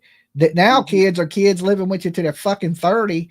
And you know what I'm saying? That didn't happen when I was young. Everybody wanted to get out. I'm leaving home as soon as I turn 16. I'm getting emancipated. I'm moving out. Now kids want to live with you till they're 55, waiting for you to die so they can take the house. Yeah, until you kick them out. Yeah. Yeah. So, I never kicked them out. Yeah. But yeah, I was going to ask you about that. That one kid was theirs together, because that's my thinking. That maybe that mama, or they have, you said, that brother wasn't giving a shit about nothing. Nah, not at all. But hey, look, I appreciate you calling. All right, Dolly. Bye-bye. All right, peace. Yeah, times have changed. This ain't the old days. I think kids are absolutely soft, and I believe some of the education they're getting is better, and I think some of it's worse, right? It depends. And schools are different in different places. Like I said, they've done a lot of good things for the education system here where I'm at, but they're still, you know, listen, I can understand you're not religious. There was people when I was in school that wasn't religious, but that don't mean, you know, it wasn't in God we trust. Okay. Your God might just have a different name, but don't take God out of schools. It never made a difference to, you know, so many people are woke, this woke generation we got where everything's got to be PC, and it's terrible on young. Dolly. Hi. Hey. I got through. This is your friend from Nevada, Stephanie. We both like the same movie, Back to School. Okay. Hey, Stephanie. Hi. How are you? I'm losing my voice, but you know what? I'm calling on the Jack and Lily thing. I feel like they're unalived. Yeah, I'm leaning that way too, that something tragic has happened to these kids and somebody knows and they're not saying anything. I know. There's just so many circumstances that point towards nobody wants to come forward from all those people that were at the party. Yeah, I haven't heard nothing from any of those people. I mean, I don't even know if the party happened, but people are alleging it. So, I mean, it's out there. Yeah, they said there were cars parked at the end of the road that normally weren't there. And so that is so weird. I mean, you don't park cars at the end of the road if you're not having a party. Yeah, or you don't have that but many guests. You know what? The thing is, the neighbors all thought that was a drug house. That's what I'm hearing rumors. I mean, without any proof, like we got to remember it. Daniel had a charge with possession of drugs, and I believe in 2011, but it was dropped. So, I mean, I don't know what type of drugs they were, or if they were his friends, but anyway, he was arrested for it, but he wasn't convicted of it. And how can you only work one night a week at a logging place and support 5 people? Well, he probably can't. I mean, I do believe they were getting some type of government assistance. I don't know how much that was. I'm sure it ain't $1 million, but they were getting. They were getting some type of assistance. Oh, okay. All right. That wasn't noted, but I would pretty much think that from looking at the house. Mm-hmm. And I don't understand about the mom and his brother. They're like all shut up and they just like all don't even want to talk. This is just like Sebastian Rogers' case. I feel it. A lot. They're both bad. Mm-hmm. Yes, they're both bad. And just so happened, all 3 of these kids are autistic. Allegedly. There's people saying that Jack and Lily wasn't autistic. They were never diagnosed. They weren't tested yet, though. Yeah, they wasn't tested, but the teachers and bus drivers are saying that they were, and friends of the family are saying that they don't believe the kids had autism. I know, and he said that she was a drama queen on the bus, and little Jack took off his boot and threw it at the driver if he didn't get his attention. Mm-hmm. And you know what? That's just sad.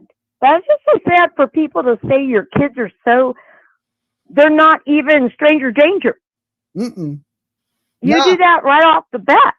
I would think so. I think, I'm still practice stranger danger. I don't Don't we all? I'm like, I don't know. That dude look crazy to me. Everybody look. I'm into true crime. I think everybody's a killer. No, Dolly, you're really a cool person. That's why I've called you so many times and talked to you. And we like that movie Oingo Boingo. It's a Dead Man's Party. Yes. Yeah, Ronnie Dangerfield. Oh, I forgot. I wanted to tell you guys, I watched all your shows and you guys went on vacation and you went to a tiki place and bought a totem pole. Yeah, it's sitting next to my pole. It's okay. And you said you wanted to have a name for it. Did you already name it? I think PJ named it. I can't remember what we call it, to be honest. The weather sucked here. It's been cold and rainy, so I haven't had a chance to even go out there in days. I'm working on building a tiki bar, but like I said, once the weather breaks, I'll be able to continue my building in the backyard. I was on a good little run there for a while until the weather got bad. Yeah, I live in Nevada. I live like right below Lake Tahoe. Okay. And we're not having that kind of weather right now, but you guys are. Because my mom lives in Ohio, my daughter lives in Illinois, both of my daughters, and I'm the only one out here in Nevada.